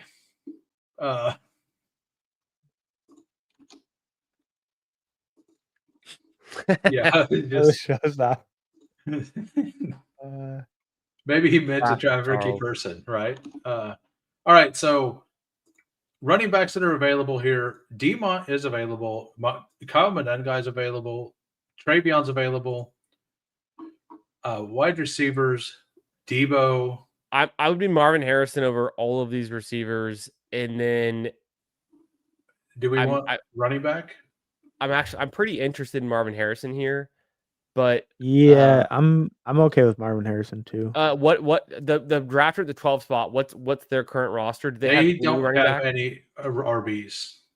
But can you? We're just taking Harrison. Yeah, I was gonna say if we could play like the long game and just be like, what do we think they'll do at running back? Because if they take Demont and Monengai here, I'd be kind of inclined. That's probably what they're gonna do. Pivot and go tight end or quarterback now. How many? Like we already have said that we would like to get, we're kind of setting up for a bad quarterback at this point. Who did they take? They took Caleb Williams, DJ Moore, so we could just take Demont. I think we do that. I'm cool with Demont. He's probably my favorite here. It just comes down to what we're going to do at quarterback and tight end the rest of the draft because it's our last two picks. We can figure that out. I was gonna say it's JJ McCarthy or Brissett, right? We're already set up for the ugly quarterback. I think it's Brissett. Or JJ, but the passing volume with JJ has been so low. Brissett actually gets some passing volume, right? The Baltimore at least you hope puts up points, makes them throw, right? Right, sure, yeah, exactly, and we could absolutely go JJ McCarthy, Brissett, and then Likely. I know you weren't in on Likely, but he had 60 yards last week. It would be a little bit of a. No, that's not right. That's not who they play. Oh yeah, no, that's the that was this Vikings. Game. Yeah. Well, AJ Gardner's way down there, right?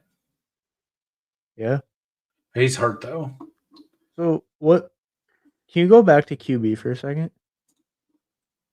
I mean this is going to change a lot, I'm sure. What about right? Because we don't know if Mac Jones is starting. Yeah. If we could get Stafford, that'd be pretty nice. I don't think he'll be there, but Stafford to Kyron. He done it twice the last time against the Niners, right? Yeah, that was the one. Yeah, Bonnie in the fourth seemed really good. Tyreek Hill in the second, not so good. This is not egregious other than Tyreek Hill. So Brissett's last 3 games, 44 attempts, 36 attempts, 31 attempts. And then I just know anecdotally, JJ McCarthy, and of course, I think that's because the comparison is they have a similar rushing upside. JJ McCarthy's never had more than 21 attempts in a game. Yeah. Or no, he had 25. Sorry, forgive me. He had 25 last game, but only 14 completions. So it's I think, of course, we've got Justin Jefferson, but I just wonder. It seems like McCarthy's ceiling is artificially lower because of they're not letting him really throw the ball that many times. I'm more in on Brissett than McCarthy. Although McCarthy has Brissett got a rushing touchdown too, right? If they get to the goal line, they're going to run him in. Especially with the RB situation right now. Yes, and exactly. And McCarthy also got a rushing touchdown, but his passing has been so low volume. Brissett's been averaging 280 yards passing. It doesn't matter which one we take either because, I guess we should take the tight end first. Yeah, for sure. I would love to get Loveland. It'd be so good to get Loveland down here. I'm cool with Loveland. I still think it's a real toss-up. So I'm trying to figure out how do we fit this in with what is our story here with this team? Because if obviously we don't have McBride for Brissett, but it's just that Seattle, everybody scores. Marvin scores twice. Jefferson scores twice. Like if you need everyone guys scoring scores in twice. Seattle, right? do we want Varner? I'm not that like I would absolutely rather have Loveland than Varner, like especially with the Q tag. Yeah, And I kind of think that Rashid Shaheed's going to be utilized this week, and he's not going to be in the Yeah, I'd also be Loveland if he's available. I think he's just a tier above. Like I don't know. I mean, just the upside he showed last. I guess like AJ Barner's showing weekly upside too, but Jared Goff's available. I think it's Montgomery does catch balls, but it's hard for me to get there on Goff without a double stack or even a skinny stack for at least one piece. What about just Sam Darnold to AJ Barner? It's not bad. Yeah. We'll just do that. We good on that? Yeah, sounds good. All right. Like, and if we have to swap, we'll swap. Yeah, I think that's fine. I'll do that. I didn't expect Darnold to come back. Yeah, no, that I don't the think way any Darnold's been QBs playing, went. I think it's hard to argue. Not a single QB went after we picked DMont. Good for them. Yeah. I mean, we actually had some decent options. Yeah, I think that kind of worked out. So given that Darnold is a top, within range of, do we actually want Barner or do we want to take Loveland? No, it's definitely Barner with Sam Darnold, right? If me personally, it would be Loveland, but I'm fine with the Barner call. I'm fine with the Barner to correlate it. Okay. Yeah, I actually will take Barner, but I actually prefer Loveland there too. Well, I think the story we just saw Loveland have a top 2 week. I think the story is here that Barner's either tight end 1 on the slate or he's like within a few points of the top tight end. And then Darnold is also close enough to QB1, but then we just hit the nuts on all the other positions. Like the running backs all score touchdown and the receivers are like 2 of the top, 3-4 guys. Yeah, and like this gets us around having to play against Seattle's defense super heavy. So I'm gonna I like the game stack too. I think it's kind of a fun game stack. Yeah. I'm not gonna get much to this game, so I'm happy to have it and to not see much more of it. And it's kind of leverage. Like if Jefferson outscores JSN, but JSN has a good week, it's that's how we do it. Like if Jefferson has a touchdown 160 yards and JSN has a touchdown 120 yards. How many more weeks is the DBQ open? The actual event is week 14. So we have this week 11, 12, 3 more weeks to do it. I'm down to do more. We the one that we entered last week returned $25. So we essentially have another free ticket on my account if y'all want to do one there. But you were going to say you want to do one on yours too and then just keep it rolling? Well, so we did one on mine the last time and we still haven't got the second one there. So I could do a second one now. We could go ahead and do this. We could do one on your account. It don't matter to me. I definitely let's keep them going. Yeah. Hey, well, I mean, we're running out of weeks. Yeah. And we're never going to do high volume, so we might as well get it in. The more we talk, we've talked through this slate and we have so much data. I've always been on the side of in a tournament like this where the odds of winning couldn't be lower. It's not the biggest tournament, but just the fact that you have to be 3 out of 5,000, it's so hard. I feel like the odds of you actually doing it get slightly better the later in the season you draft it, just with more information. Hey, we get the 101. Oh, hell yeah. Here we go. There we go. Now time for CMC to get his knees murdered. Save my best ball season. Nah, you can go to Kansas City. CMC, every other Niner is getting hurt. CMC is healthy. I'm going to Kansas City in 2 weeks. So I'll be there, not for the DVQ already, but I'll be there shortly. In 2 weeks? You should Yeah, go to the. If you are you going to be there on Sunday? No, it's literally Tuesday, and I'm not sure yet if I'm leaving, if I'm gonna stay the night or if I'm gonna just be there for the day. The flights are all messed up right now. It's kind of hard to figure out.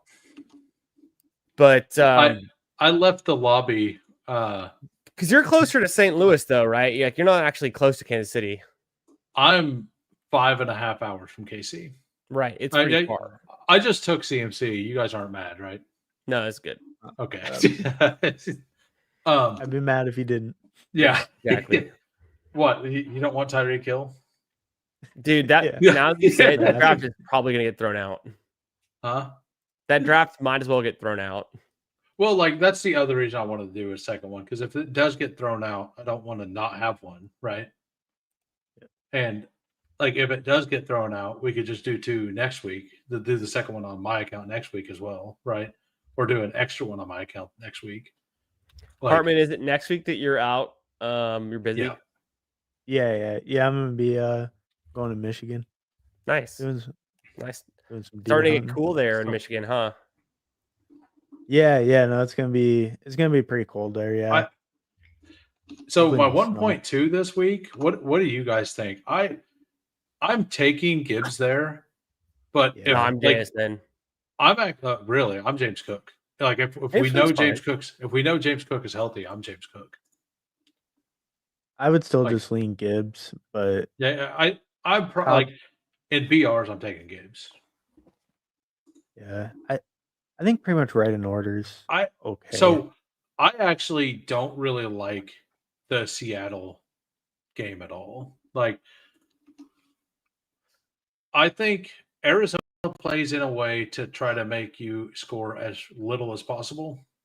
Yeah, I'm not. And I'm not much of a fan of that one either. They try to slow the game down and not do a whole lot, and like they try to beat you in the ugliest way possible. And I know that like they're gonna try to keep everything in front of them. Like JSN's will get deep on every team. Like he cooked them the last time, so I'm not saying they can't. And Shahid's gonna absolutely change the offense, but I'm just like I'm kind of to the point that I just want to bet the under every week in the Arizona game.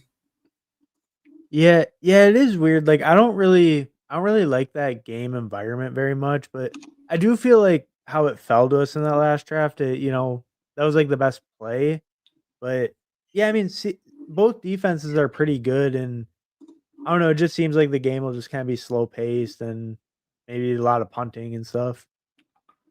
JSN might still have a good game, but the payoff top 3 is a different kind of level. If he declined the Debo Tracy offer, I mean, I personally would be willing to send Garrett. Like, ask him if he's interested in Garrett Wilson. Do whatever it takes to get Rico Dowdle.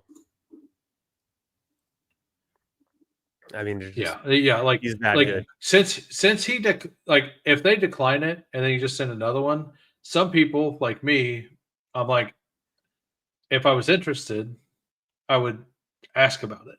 So I generally I think if you send a message to them and say, "Hey, are you interested in getting rid of him?" Or if he's on the waiver wires, whatever, but ask him who he's interested in. That's usually the best way to get a deal done if you want a guy.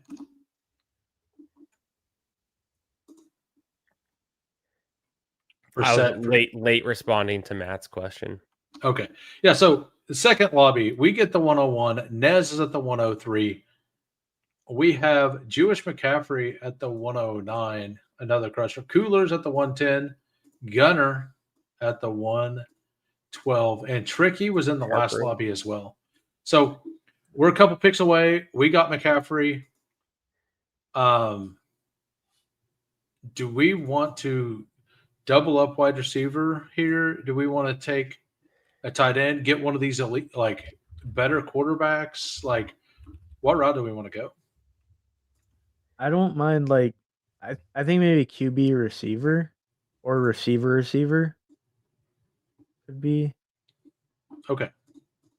I mean, maybe running. I don't know. What are you guys? I I think like Rome Olave. Waddle here, but it's a tough matchup. Olave is nice. Is it a tough matchup? Like he's been cooking everybody. This is the Bills. They're gonna be. I think they're they have gonna a be pretty far good behind. pass defense. Yeah. Okay. I would think Olave went, right? Is that what just happened? No, he's there. Do we want to go Dart or May with Olave? Do we want to get which one? Which quarterback? backs? Which quarterback do you want first? I probably Dart. Okay, yeah, Dart. Dart. Okay. Let's take Dart, and then with the second pick, do we want to just take Rome for the bring back? Honestly, it's kind of a nice week for the bounce back for Rome, but it's been really bad lately. Let me just do a quick check We could also look at Loveland like later if we wanted to. Yeah, like Olave's just been good. I think it's Olave. I think it's still Olave against Carolina. Waddle or Olave, like I'm fine with. Okay, Waddle's cool. Yeah, both of them to me like are all exactly three. the same. I want them both over Rome though for right now. Okay. Yeah, I'm fine with that. And like, if Loveland makes it back, because Loveland made it all the way over here, like I'm fully in on taking Loveland here. I like the way you said about like you could always go naked Dart, but at the same time, I think Theo Johnson's a great play. Yeah, I mean he's had a touchdown 3 weeks in a row with Dart. It's undeniable. Just Dart does target the tight end position, and Bellinger's been banged up. So 2 of the last 3.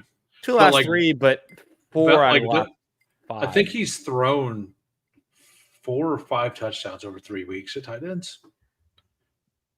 Yeah, and like you said, with Bellinger dinged up, I mean that's a pretty big bump. So Nez takes Swift all the way up at 22 with a Dunze. Smart guy. Yeah, it's just a team stack thing, right? It's like, hey, yeah, it was the Bears last week. Why not again? And then, I mean, how easy will it be for him to get Caleb? And yeah, this could easily be a 3 wide receiver team, but most likely there are some RBs that I don't hate down here. Jordan Mason could be fine. Yeah, he's probably the deepest one. My heart loves Jordan Mason. My brain tells me that it's not been working out. But if Aaron Jones is inactive, like he's gotten it, then it's a Xavier Scott game, brother. Yeah, I guess his upside's just so bad. Like he had some floor back then, but it's what is going on with Ramondre? And we think Ramondre's out, right? Or we're not sure. I'm thinking I'm fine taking a Dart on him. I can't draft Henderson. I do think it's okay. I want to like same thing. Like my heart says yes, Hendo season. My brain says like it's just not working out. But didn't he got like 14 carries last week? And another fumble, or was it? Am I mistaking that for the week before? I thought that was the week before. It's hard to. I'm trying to remember exactly, but like I just remember, I thought his fantasy points went up and down. Well, he had 18 touches last week he had what is that? Henderson had 87 yards. Yeah, 14 carries, 4 catches. Yeah, he had an okay game. He didn't have any touchdowns, but he scored 10.7. Didn't but I mean he had like almost 80 something yards. The problem where it comes, you're right, and I kind of didn't really notice that he had 18 touches, but the problem where it comes down to is he still, with 18 touches, only scored 10 fantasy points, which is like, it's hard to get worse than that. Oh, yeah, but I mean, and the matchup's really bad. The matchup's not good. Yeah. That's true. Other running backs that had 18 touches in week 9 include Jalen Warren, who put up 16 fantasy points. Yeah, and he had Chase no Brown, yards, who put up 15. The Warren I would much rather pick misleading. either of them. Yeah, I would much rather pick either of them, but they're not. Yeah, Genty put up 17 points on 18 touches. It's like Just that for the amount of touches he got, he did so little with it. So Javonte Williams surprisingly worse with 16 touches. And what about Vidal? Yeah, Vidal. He's not. I can't even see him. He's so low on the list. He's not even registering. He didn't get a whole lot of carries. So there he is. Vidal with 12 carries. He averaged 0.25 fantasy points per touch. I've literally never seen a number that low. Yeah, like the thing is this is a break the slate kind of format, and that is what he offers.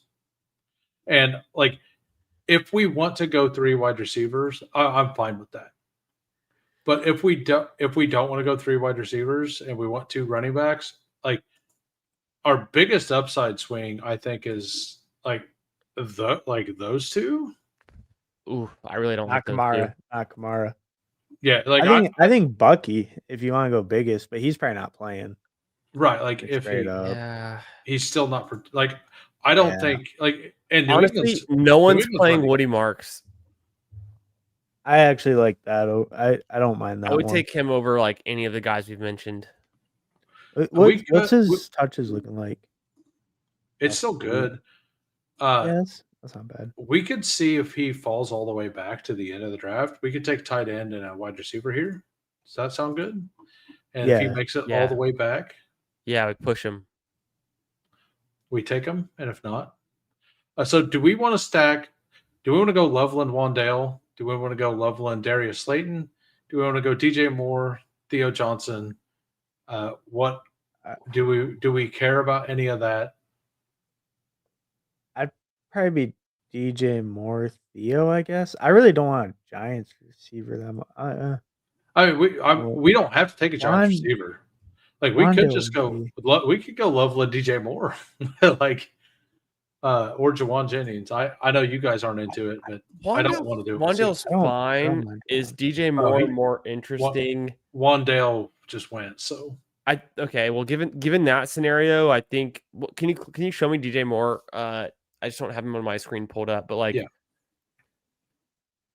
like it really is just the last week, right? It's not been much since. Yeah, but he had 7 targets, 5 targets. Rushing. I'm cool with DJ Moore. Here's the other thing we could do. We could do Travion Henderson with Tez Johnson as a headless stack. I'm not really convinced on Travion right now. Okay. So I think the projectable volume is going to be higher for these tight ends. And which one do we want? Do we want Theo or Loveland? I think we dart Theo, right? I'm fine with Theo also. That's fine. And then I don't think Loveland's excluded. Like, do we flex a tight end and take Loveland, or do we go DJ Moore? I mean, I feel like you probably lean the receiver. Let's just do a quick comparison between DJ Moore and Loveland. Like, what did it really come down to last week? I mean, targets, it was touchdowns. Touchdowns. I mean, the touchdowns are pretty. We have 20 seconds. I think we take a tight end so we can figure something out later, or a wide receiver. I want one of those 2. I don't mind Juwan either. Yeah, any of those 3 are fine. With Juwan, I feel like I keep getting burned. Tez, Juwan, like I think I'm going to vote DJ Moore out of this group. Yeah. Oh yeah, DJ Moore. We got Theo. Yeah, that's. I think that was the right play to build out the game stack there. We're literally right, like we're not at ADP because we brought him up, but this opens us up to being able to take another tight end if we really want. If Colston Loveland's still there, I think we do him and we flex him. He won't be. And Sharps is actually the running back I don't mind there. Like, if he puts up 12 points, like 12 points is 1 in dog bowls. Yeah, I think I prefer Mason. I think I prefer Marks. Well, right. Oh yeah, Mark's already up there. I prefer Travion, but like if he makes it all the way back, I think I'll probably argue for it. But if he doesn't, and he shouldn't, I'm gonna look at just last week and see, because I'm trying to give it a refresh on like where did Marks end up on his touches last week? He ended up with 10 touches, and it wasn't a good game at all. So there is some recency bias there to be against Marks. The Bay shall toot and Hail Mary. Man, Tootin has just been nothing. He had a TD last week. He's their goal sharp. line. He's their I know when Charbonnet. he scores the touchdowns though, it's like with no yardage. It's crazy. Yeah, he's their Charbonnet. Yeah. I mean, ETN actually had a pretty nice week with 27 touches. What do you guys think Did about nothing taking? with it. I mean, 100. We could take Aaron Jones if he makes it all the way back. He's got the Q tag for us.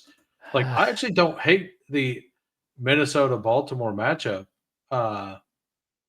If he's there at the very last pick, we could always then look at the board and set up the because we don't have any Q tag. Like, we have Barner, who isn't going to fight for this position, right?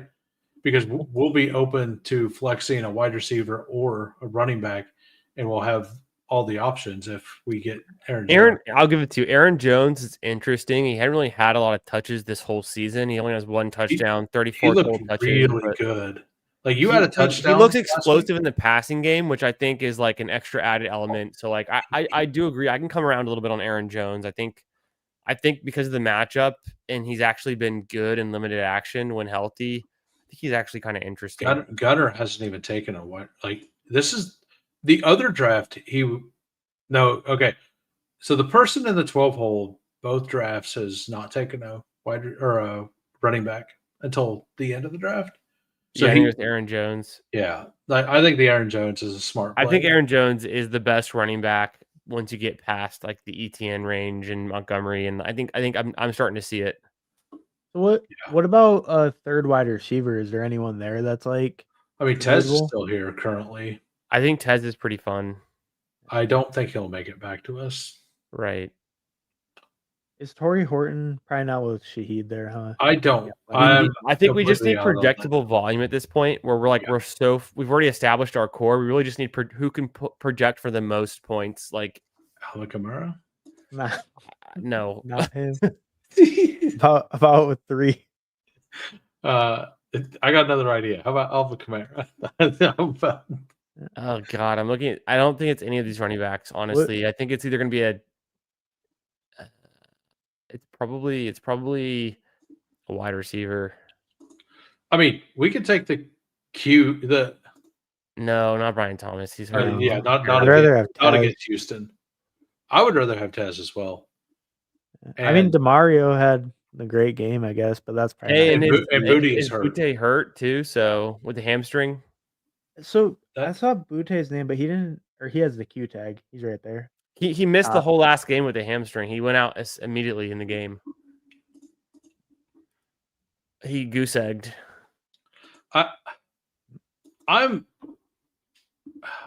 hate it, but I'm kind of in on Tracy. Really? Like at this point, like if he gets so little carries though, like because they split it like I know they did. Singletary more, right? I understand. Chicago's really bad against. I can't even find Tracy on my he doesn't even show up on my list. Well, he shouldn't. He's not done anything this year. Oh, there he is. He is god awful. I mean, I would take Chris Rodriguez. Most of these guys are. Yeah, I mean, we're arguing Tyron Tracy versus Demario Douglas. Like, it's not like we're arguing. It's definitely Demario Douglas. Really? For now. Like, maybe. Yeah, they can't take him. So, like, we can definitely get him. Let's because I don't really want you go back to RB. It's Tracy Kamara and what about Jordan Mason. I'm Jordan Mason. Like I was saying, maybe Jordan Mason. What tight ends are available? I'm serious. Yeah, Juwan Johnson. No. We need touchdowns. We need someone who can throw touchdowns. I think it's empty. The 12 are already gone. It's the last pick. Everyone has one. I think it's Taysom Hill. probably Jordan Mason, Yeah, or Demario Douglas. What did Demario Douglas do last week? He had like a 18 points, but Let's chase it. Let's chase that. it's That's actually really interesting. We were drafting Demario Douglas as a top 150 receiver or 150 player, during the offseason. What do you say, Hartman? Mason or Douglas? I'm Mason. I'm fine either way. I'm Mason too. All right. I'm open to both. I'm open to both. Yeah. I think it's a good argument. I think Mason, because he's hurt, like Aaron Jones is currently hurt and not practicing, like it gives us upside. We've seen Mason score 25 points in a week. For sure. No. And not this year, but no. Well, actually, he got close. He had 24 points. So he got. Was it 24? Yeah. No, you're right. You're right. So like we've seen that already this week. Baltimore has been a lot better since they got Roquan Smith back. But like I think that they will be able to move the ball some. I think that was a good play. I think it's a little bit wish casting that Mason gets more touches than he's been averaging, but he's borderline team. Like he's not too far off. I like this team so much more than the other team, honestly. It's just, Demario, he's really that helps. It's just, I don't know. It's just the comparable options. Well, it's been like every fourth week that he gets a touchdown. Yeah. He's just kind of, I don't know what it is, but there's these slot receivers, these like kind of receivers that have come in and out of, they've had streaks. Kendrick Bourne has had a streak. Butte had a streak. Maybe it's just Demario Douglas's like streak, and we're seeing the start of it. So Cooler's got an awesome start. Kyron plus Judkins, deep, and then the game stack there. Otten, he didn't get the golf ball that he could have got in the last. But and then I like his team. Yeah, his team is really good. Gunner, Adams, Igbuka. He even passed Stafford on. Oh, Gunner seems kind of sick, actually. You're saying Baker and Igbuka go off, and then you have nice pieces around it. Well, Charbonnet feels mispriced right now. I guess so. If we're taking Travion Henderson, who I'm not. That's the thing. like Bucky Irving goes here. Charbonnet, like everybody's in. Like I kind of like Walker. I like Walker more than Charbonnet, but if you're gonna wait till the last rounds to take a running back, like he feels very good because he's got 11 to 12 points like 6 times this year, and that's enough in these contests sometimes to get there. So our team, we have Jackson Dart, CMC, Jordan Mason, Waddle, DJ Moore, and Theo Johnson. We're actually like pretty close to ADP everywhere, except we brought Theo Johnson up. And we brought Jackson Dart up a little bit. This team it may be duped, but as long as 4 teams don't dupe it, I don't care. Right. Like, if it's the best team, it's what we got. This tournament's such a small field, only 5,000. I'm not really worried about dupes. Right. Yeah. And I'm pretty in on Jalen Waddle this week. I'm probably going to be taking some of his higher props. Which, by the way, speaking of props, I had a boost that I locked in right before the stream. I had an hour to do it, so I had to do it before the stream. It was Brock Bowers is 1.3 multiplier on Underdog for a touchdown tomorrow night versus the Broncos. And RJ Harvey is as well. And Harvey's got a touchdown. Like, he's been like gimmicked to touchdown 3 weeks in a row. Sure. And he's a 1.3 multiplier. So there's something that I noticed. It's not going to hit, but I put it in. Just a little parlay. That sounds like a pretty good one. It's like a $10. Yeah, 63 or whatever because of the boost. A single game parlay. So I'm going to put Hartman's YouTube channel in the chat. If you're over on Candyman's stream, go over there to his chat or go to Hartman and give him a sub. So whenever we go to his channel, you can do that. And then I'm going to put mine in there as well. Come on over to mine, also sub. And that way, whenever we're able to stream, like you'll be able to see the stream on anybody's stream anytime where we go live together. So, you guys have anything else? Bro, I just noticed how badly Nez got sniped on Caleb Williams. He ended up going with Jared Goff naked, and man, why didn't he take Darnold? Was Darnold gone too? He took Goff over Darnold with JSN, and then he still went Barner. Bro, it's blowing my mind. I'm gonna have to DM him on that one and say, what's going on? He's probably watching basketball. No, I was like, that's kind of what I wanted to do in the last one. Like, I know I recommended. I'm so confused. I get you get sniped on Caleb, but then why wouldn't you go Darnold there? Especially with the double. Weird. Well, like with the double. So remember what I said earlier about Jefferson? Like the Jefferson, if Jefferson just outscores JSN, and we have Darnold. Yeah, but we had Jefferson. We have major leverage. Well, if JSN outscores Amon-Ra, Goff gives you major leverage if Goff is quarterback one for the week. Well, but he has no Detroit pieces, so if Goff's QB1, yeah, but they like how often do we see like 1-1-1-1 touchdowns? It's the problem with his team is that it's the Lakers and the Spurs have a tied game with 3 minutes left in the fourth quarter, so it's completely basketball related. I think it's fine. Like I think it's perfectly totally fine. It's totally viable, especially. But it's kind of funny to me that like I think I would just. I'm so stacking brained where I'd be like, you have the wide receiver one, but you don't take his QB. Nez does a lot of these. I promise you he has a lot of Jared Goff stack. He probably has a lot of JSN stack too, is the thing. Right. Yeah. So Darnold is 100% drafted. So I'm surprised to see Nez go JSN over the running backs. But this is one to where all he's doing is taking chances, because he took a chance on Swift and then he took a chance on Irving, right? So this is one he's trying to get, like, if the news comes in on both of those, they both go higher, right? So but I don't even know how much higher they go, honestly. Swift maybe not a whole lot higher. There's not enough room, and even for Irving, there's not that much room to move up. Bucky moved like I think Bucky moves up to like where Rome went. I mean, Bucky's missed so many games, but even when Bucky played, he had literally... He was a monster. Like he basically goes because of the touches. Okay, you're right. Okay. Because of I mean, he was consistently good. It's just like he was getting a lot of touches. He didn't. I mean, we've only seen 4 games. It's hard to know. Right.